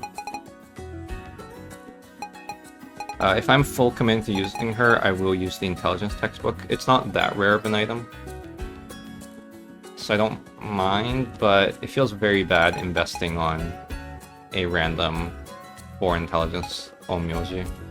She does have 6 speed though, so...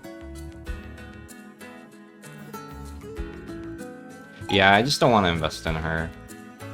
I have a feeling I'll capture someone who's better. Anyway, I think this turn I'll do 2 offensive battles against the Tenshi-san cult, and something.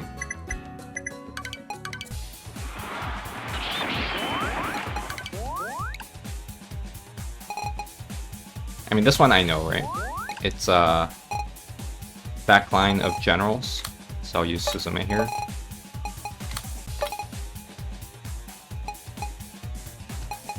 +3 peasants.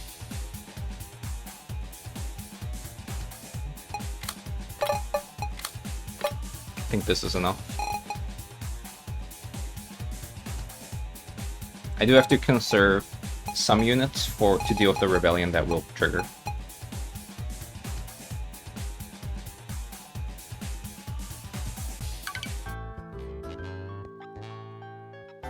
Oh, he's on the enemy side. Annoying. Oh, also the comp changed. Well, well, well. Do I still win this? Let me look. So Nobuki Oda moves fairly late. So I will probably use Suzume, who's the weakest of these three in terms of attack power, to break this guy's guard down. And now I will attack. No particular preference on who I attack first. This guy isn't very strong in troop-based combat. I think I'll just split my attack. Oh, unlucky. I hit the 10%. Due to how damage scaling works, if you don't care about optimizing for number of actions people can take, it's good to spread out damage.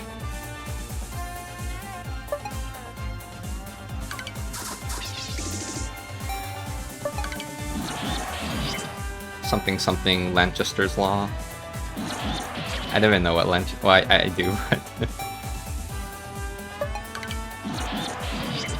that's a meme from the EU4 era.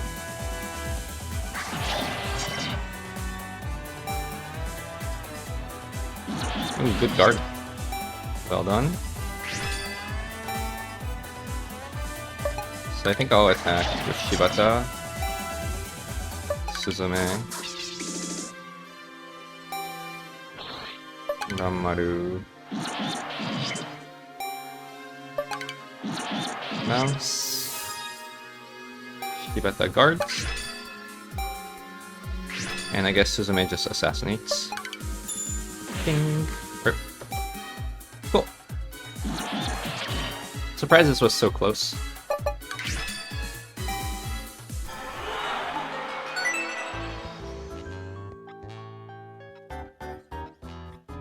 Oh. Assassins. These kinds of forced battles, you rarely have to worry about. They'll just win themselves. As long as you do, like, the obvious thing.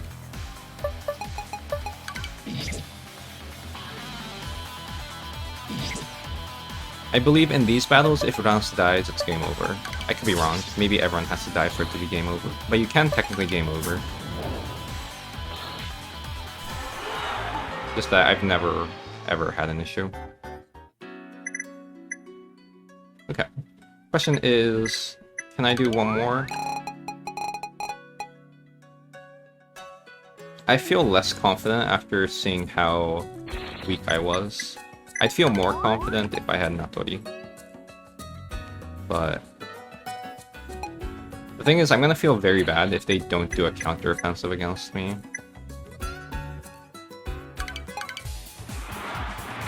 YOLO.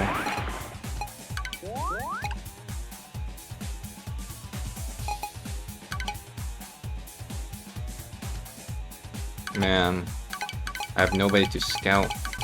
Guess I'll use Sengoku. Okay, they're all frontline units. You know what that means? It's Onmyoji plus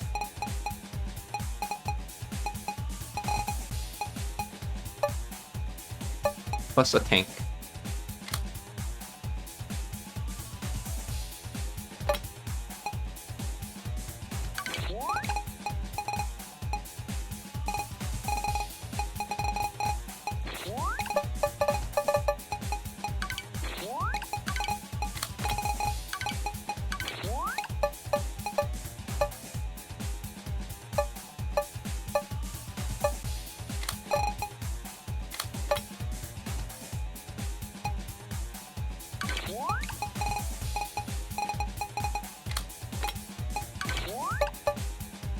think this will do.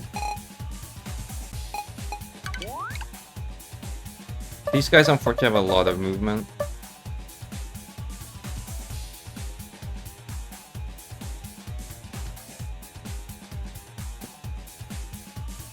I might add in Goemon.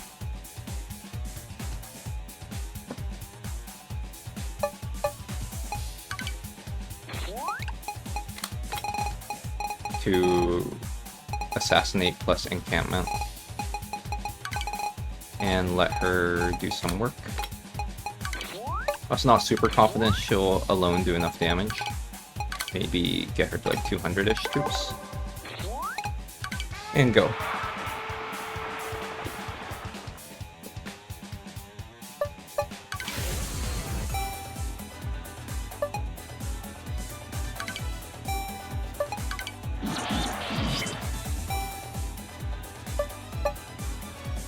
Either assassinate or next. I think I just click it again.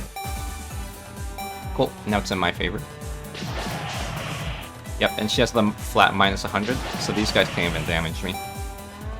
This guy, maybe? Oh, cool. Perfect. And yep, and now she just wipes the floor. I guess I'll do Mercy Charge on someone. Doesn't really matter. In hindsight, I should have just Mercy Charged both of these two, though.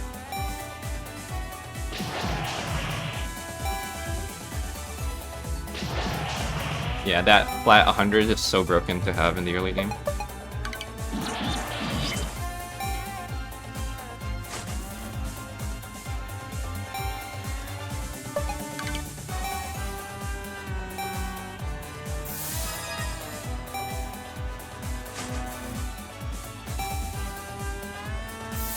I think that's it. Shame I couldn't get another one off. Okay. And let's see. Could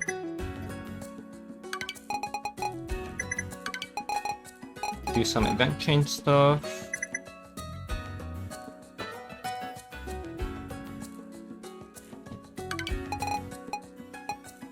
Probably a satisfaction bonus. I'm not sure what I use the satisfaction bonus on.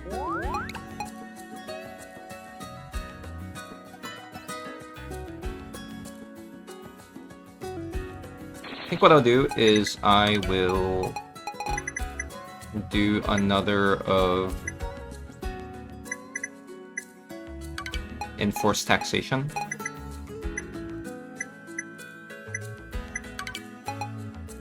This will give me a defense textbook. And now I have 2 defense textbooks that I can use on Rance to get to 6 defense. And then I can do a satisfaction bonus. That increases Rance's stats by 1.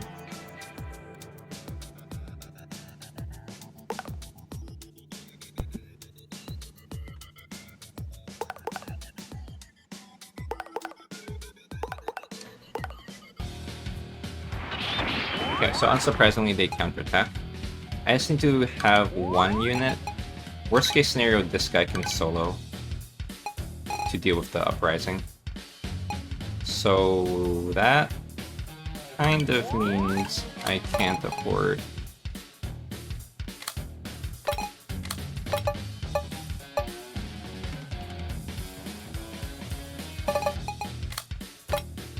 something like that. I think this guy can solo the Peasant Rebellion. Can he? He has 3 defense. I hope so.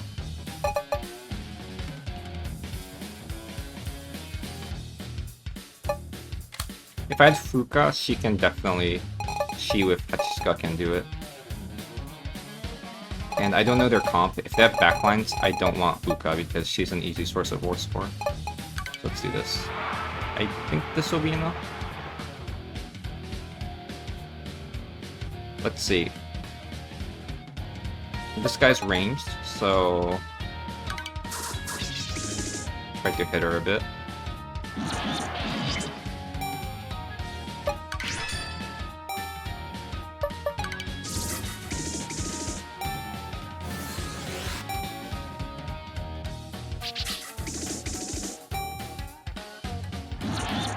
Okay, this guy's pretty weak.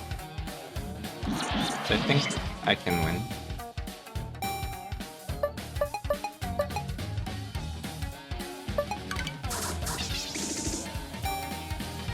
By the way, it's still important that I guard, even though it gets cancelled. Because, I was gonna say because it baits them into cancelling instead of attacking, but he did attack me. But even if he does attack me, it does reduce damage, so... in either case, it's good to guard in my setup.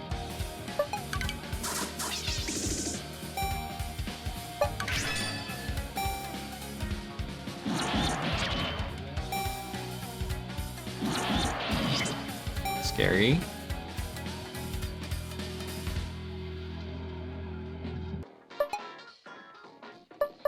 I'm gonna attack him with the hope that he will heal himself. Bummer. I don't know if he will survive this hit. Hopefully she does. Very nice. Good job. Very good job. Plus we got a prisoner.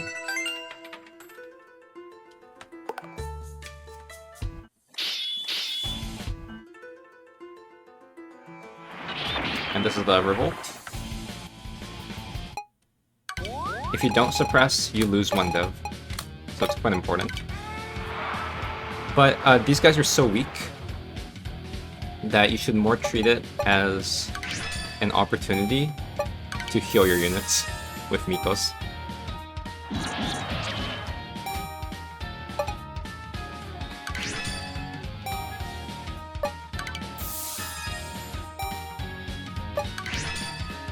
And my war score is already high, so I don't need to actually fight back. I'll just win without wiping them. There you go, save some money.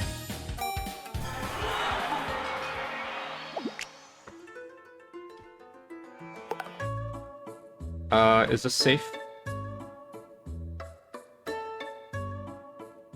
Okay, this is safe. So I think I'll just... I'm debating if I want to attack this and then attack Naniwa, or just take Naniwa and then do 2 actions doing non-war things.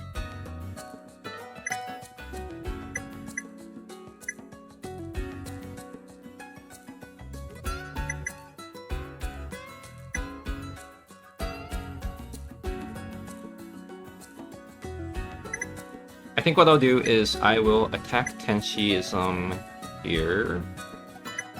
Sorry, I'll attack Tenshiism here, then I'll attack Tenshiism here.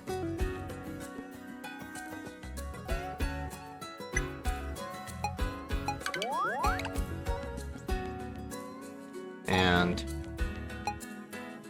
I should be able to deal with it. I just don't have too many useful events to click. I mean, I could start the Ranmaru event chain. I'll eventually need to do it. Oh, actually, one thing I need to do is I need to upgrade Rance. Oh, I don't have to, but... he's 7-6 now. And now I will do his satisfaction bonus. To make all troops elites. This will raise his stats by 1 each.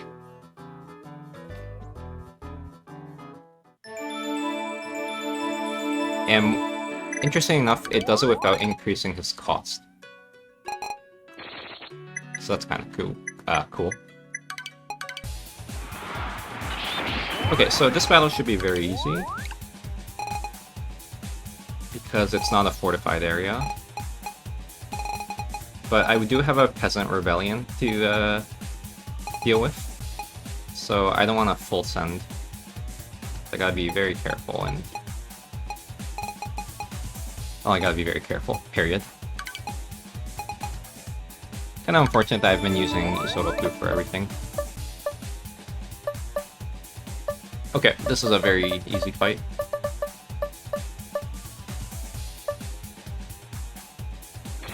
It's gonna be the same comp as last time.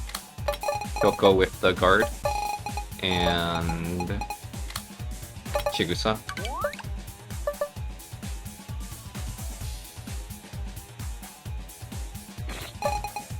Plus a backline. Maybe.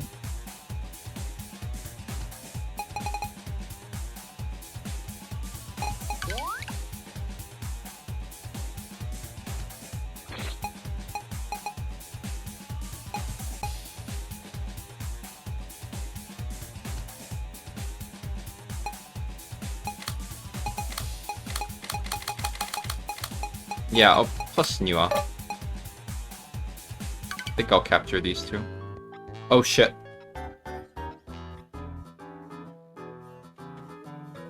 This might be a loss. So, I've already had this happen in my favor, right? When the Miko Union attacked, I think. Uesugi Kenshin came on my side. Oh, it's the other way. Now we have to fight her. This is just like one of those things where if it happens, you're screwed. Oh, actually, I'm not screwed because they had a full front line, so she went to the back line. So as long as I don't kill the full front line, which I won't do, we're safe. Ah, lovely. One unfortunate thing is she has a passive that makes us lose one action from the start. So I can only use one Mercy charge.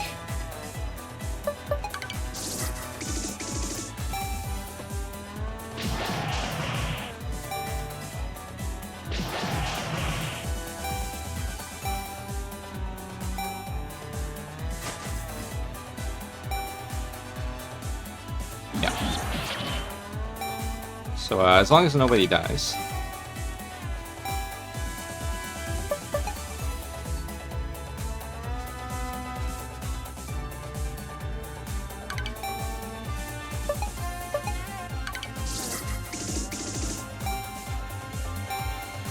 The only thing is if the front line collapses,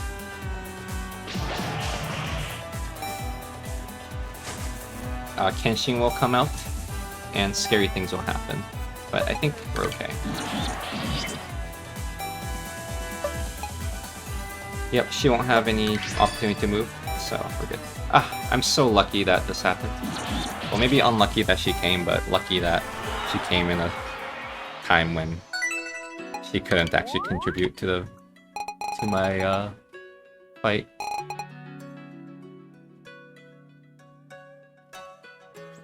She's an okay tactician. 5 int. She's 2 cost though. Also, I got Unke, right? 6-4, meh, not good. For Sohei's, I look for defense and speed. I don't honestly care that much about attack. Yep, it's Himiko. I need Himiko, but I don't have the cost, the national power to support it. Alright, let's attack. And let's see. Yep, should be very easy. Rance can just blast through. Obi, Rance, Shibata, Suzume.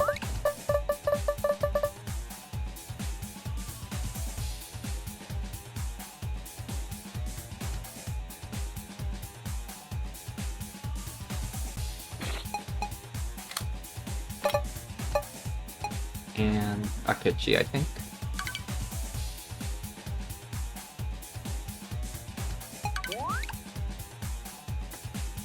I might need another attacker. Rance alone won't cut it. Okay, I'll bring in Nanmaru as well.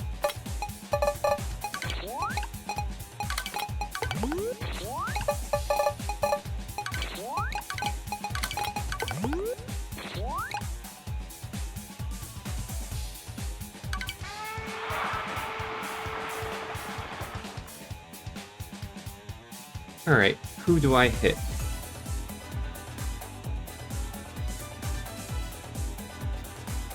Probably a Spearman.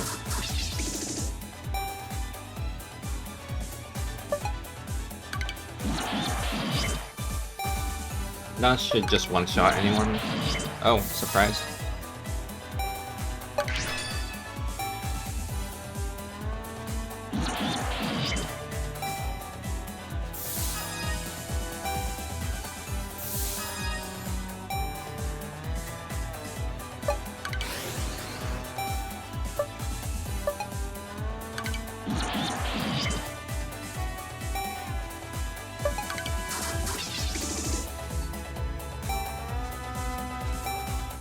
So let's see. I don't know if I want to use Rance's movement here. The thing is, I'm not sure if Rance will be able to move twice after I wait. I think he won't be able to, so I better just kill him. Yeah, I should get a force score. I don't have to do a full wipe. Some battles you really have to do a full wipe to win, so... This one, I guess, is a bit nice. Yep, so I've basically won, so I don't need to optimize for war score. These guys aren't capturable, so...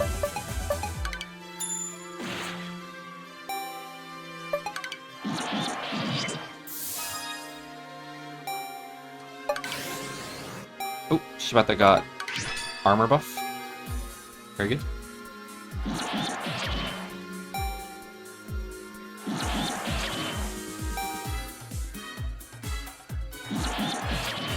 Alright, GG. I'm picking up pace again. Stop. So, you will not see it because I've done a post-video edit. Well, I will. I promised myself I would. But I failed to actually cut the recording in time. But again, you won't. Nothing has been shown because I would make sure to delete that section. Anyway, I got some satisfaction. Generally, every castle you conquer, I guess, gives you satisfaction, but not always. Anyway. Solid. So, next turn, I am going to fight... Oh, by the way, let me update.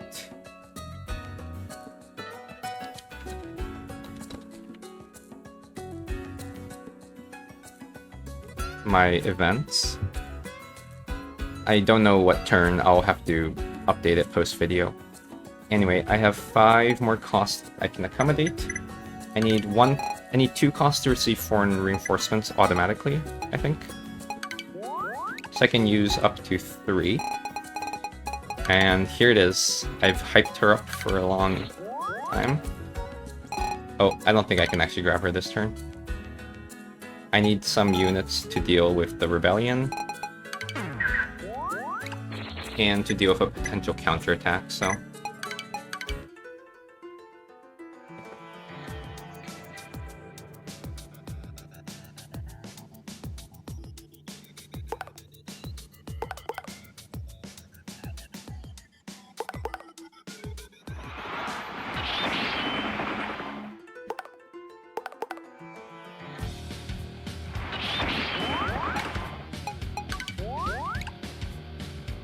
Let's see.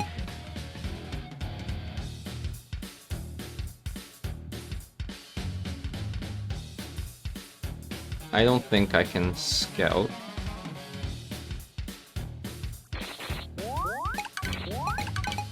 I'll just blindly use her as the front line.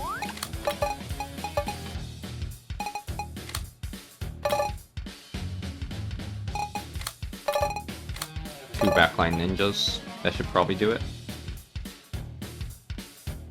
I'm greeting Natori because I want to heal her using Kuka.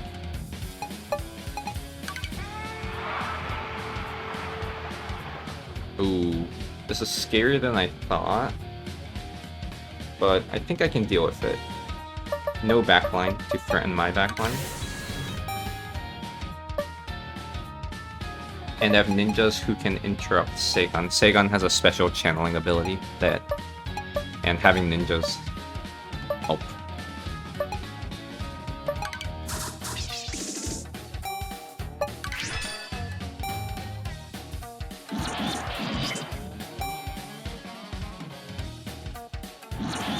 So in an ideal world, Seigan just does his channel. Perfect. And I just interrupt. I'll use Takigawa to interrupt. And with Goemon, I'll just do another equipment construction to raise my battlefield adjustment.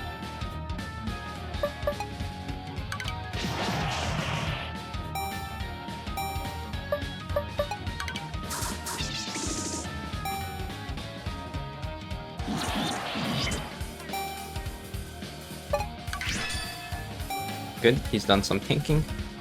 Oh, Seigun's attacking.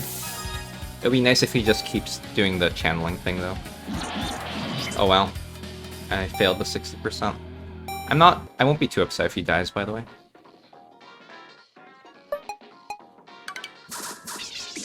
He should have attacked someone else.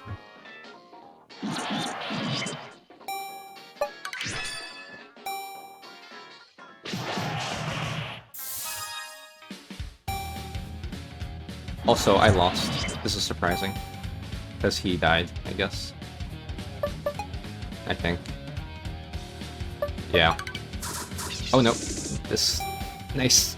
Yes! Ooh. That attack barely saved me.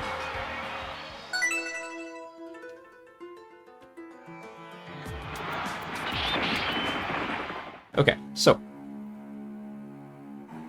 This is part of an event, but I'll probably talk about this next part more in detail, how I'm going to invade the West. But Mori's the big dude in the West, literally and figuratively. And what happens is there are 3 countries to the west right now.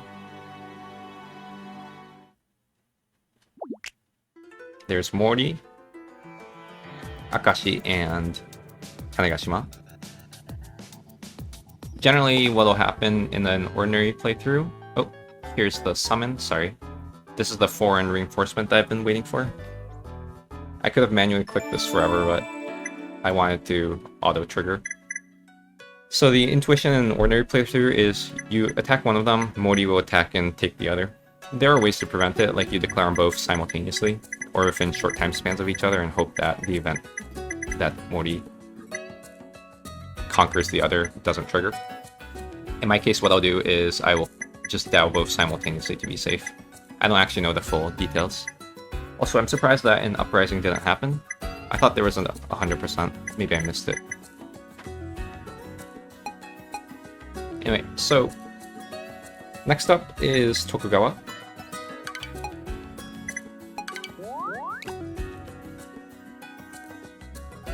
And because I'm gonna full annex Tenshiism, the rebellions, the uprisings will disappear, so I don't have to deal with uprisings anymore.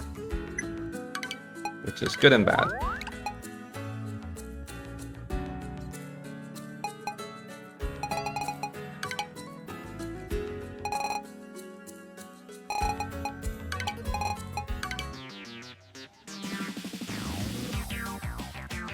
So, Tokugawa is quite strong. One of the stronger tags, and might be a trap to declare on early.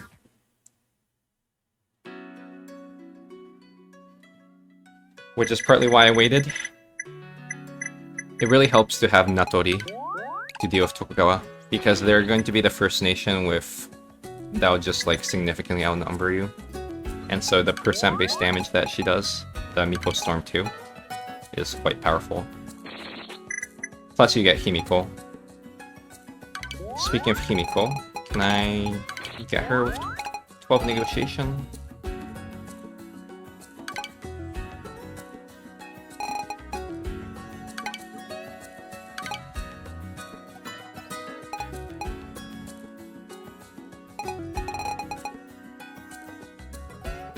I think I won't use Goemon this turn. Something like that would do. This is the qualms, or qualms, is that the right word? With using very strong people. They're strong in combat and they're amazing for these things. That it's really hard to decide how to allocate your units.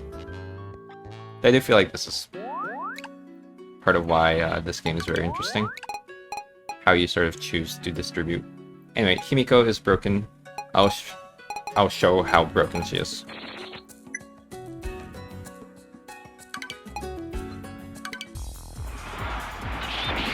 I could have attacked Tokugawa first, but since I needed a lot of negotiation for the Dao plus Himiko, I decided against it.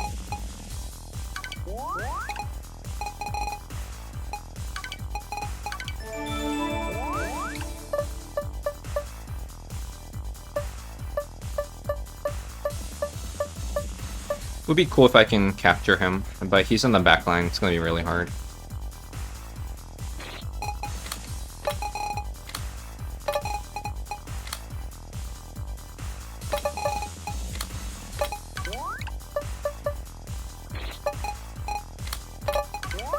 They have no backline attacker except this guy, so Suzume just has to focus him.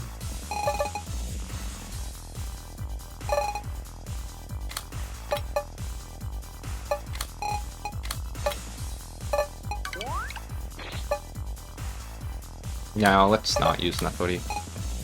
I was thinking of doing some cheese, but I don't think I need it. It's sort of deceiving because these peasant army have tons of units, but they're so weak. I'll put Isoroku here just to start scaling her up. Maybe get opinion on her. Actually no, I should put Niwa because I might want to capture him. Also, Niwa's about to go over 500 units, which will make his cost increase by 1, which will make me over cap. So I'm gonna dismiss some units. I'm surprised I caught that. That's a common trap that I often fall into.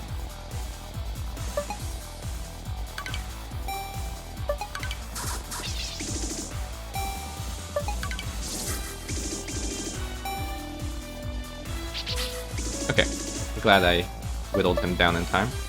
Let's see. Probably try to kill him. I don't know if I had it in me to kill Seigon. He's a very tanky dude, so...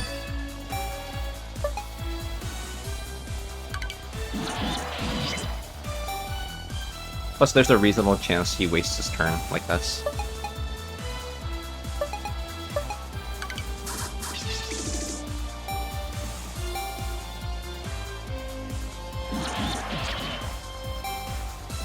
And hopefully Dance can finish him.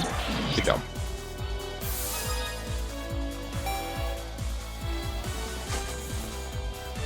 Cool. And now Kyoko will mercy charge her. Him, probably. So, nothing else to do, really. I'll defense Shikigami Shibata. It might do something.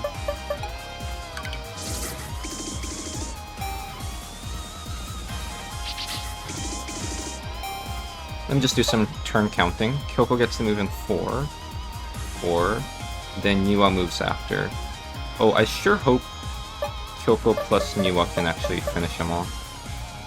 I actually don't know. But I hope so.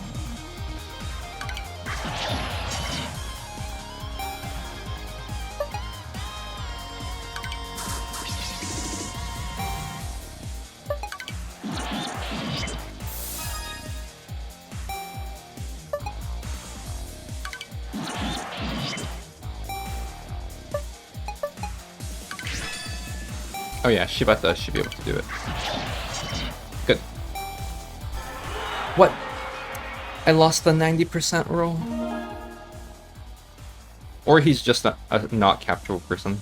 Some units are scripted to be not capturable. Oh, this will trigger a cutscene that I have to skip, so I'll see you in a bit. The cutscene hasn't happened yet, but there you go. Tenchi is almost conquered, and now I'll see you again. Okay, there you go. 5 satisfaction.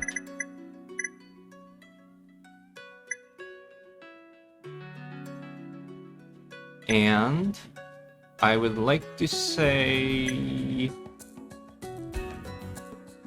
What should I do next?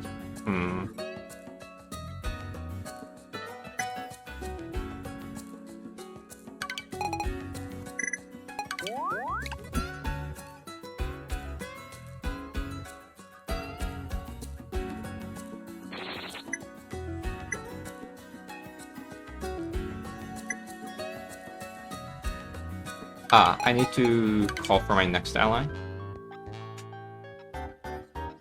So it's good to constantly have this summon going on because it takes, I believe, 6 turns after you do it. And there are 6 dudes that 6 people that you can get, and most of them give Rance a lot of satisfaction, and there are few units that are also very strong. So I'm doing Zeth. Remember, the second Zeth reinforcement is extremely strong. Alright, and I believe this is where I will call it for now. So next up is going to be a lot of slow wars against Tokugawa. And I will also capture both of these guys. So I'll declare war on these two simultaneously while fighting Tokugawa and sort of deal with all 3 at the same time, I think. The reason is because there are a few generals that I want to capture from Tokugawa. Maybe. There's only like 2, realistically speaking, so I could also rush them. But I guess we'll see. And I'll probably have to do some organization of my prison. Yeah, so many things to do. Alright, see ya. Oh wait, I'm supposed to end turn. And I'll end after the autosave kicks in. And I gotta update my thing.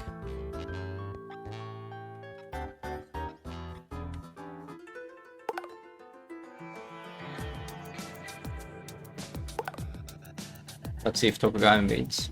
So Tokugawa is quite special, but okay, I'll talk about Tokugawa next time. I don't wanna spend too much time talking.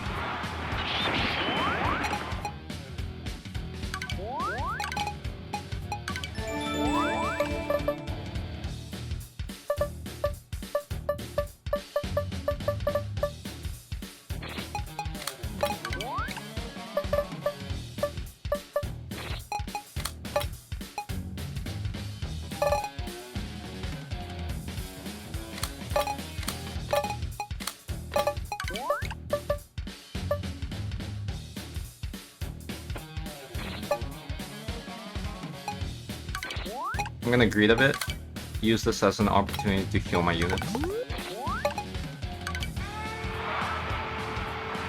I gave Natori a bit of juice in the beginning, because I was worried about, yeah, ninjas beelining. By the way, that's the Search Master. Looks like he got hired by Tokugawa. Ah, failed the 50. No big deal.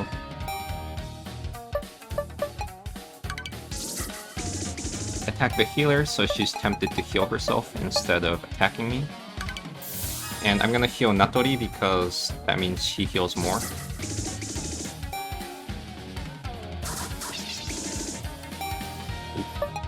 I honestly can't tell you if this was like a profitable thing.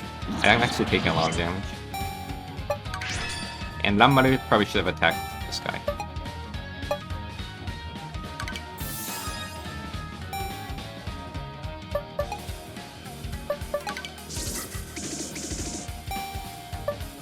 Let's see. Probably heal Natori again.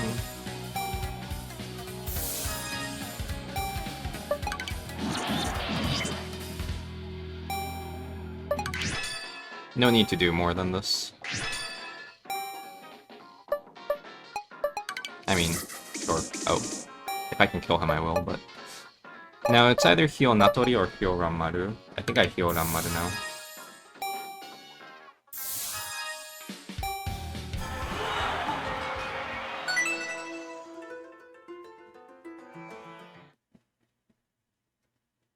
Just a generic event.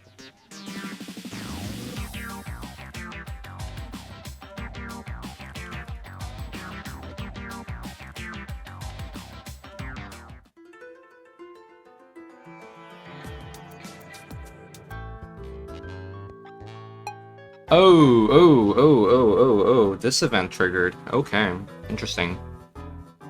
So if I click the second option, it'll trigger a war. I think I will do the war.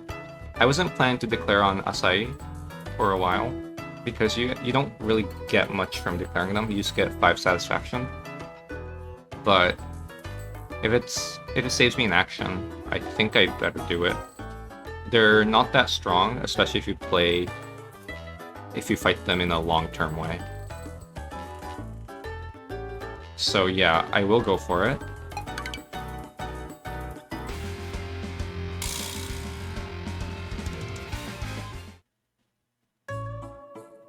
And yeah, they get kind of mad, rightfully speaking, and war. I'm actually surprised this happened. I thought this event only triggers when you're not in war with anyone.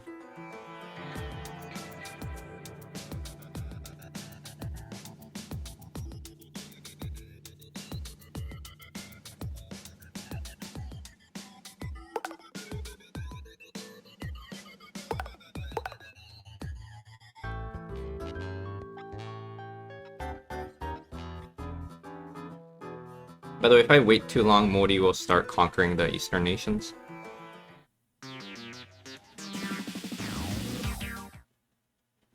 Alright, autosave triggered. Maybe not yet. Okay, I'm gonna get ready to place the cat.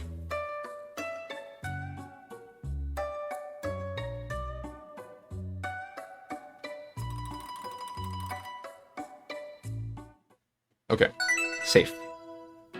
Alright, autosave triggered. See ya.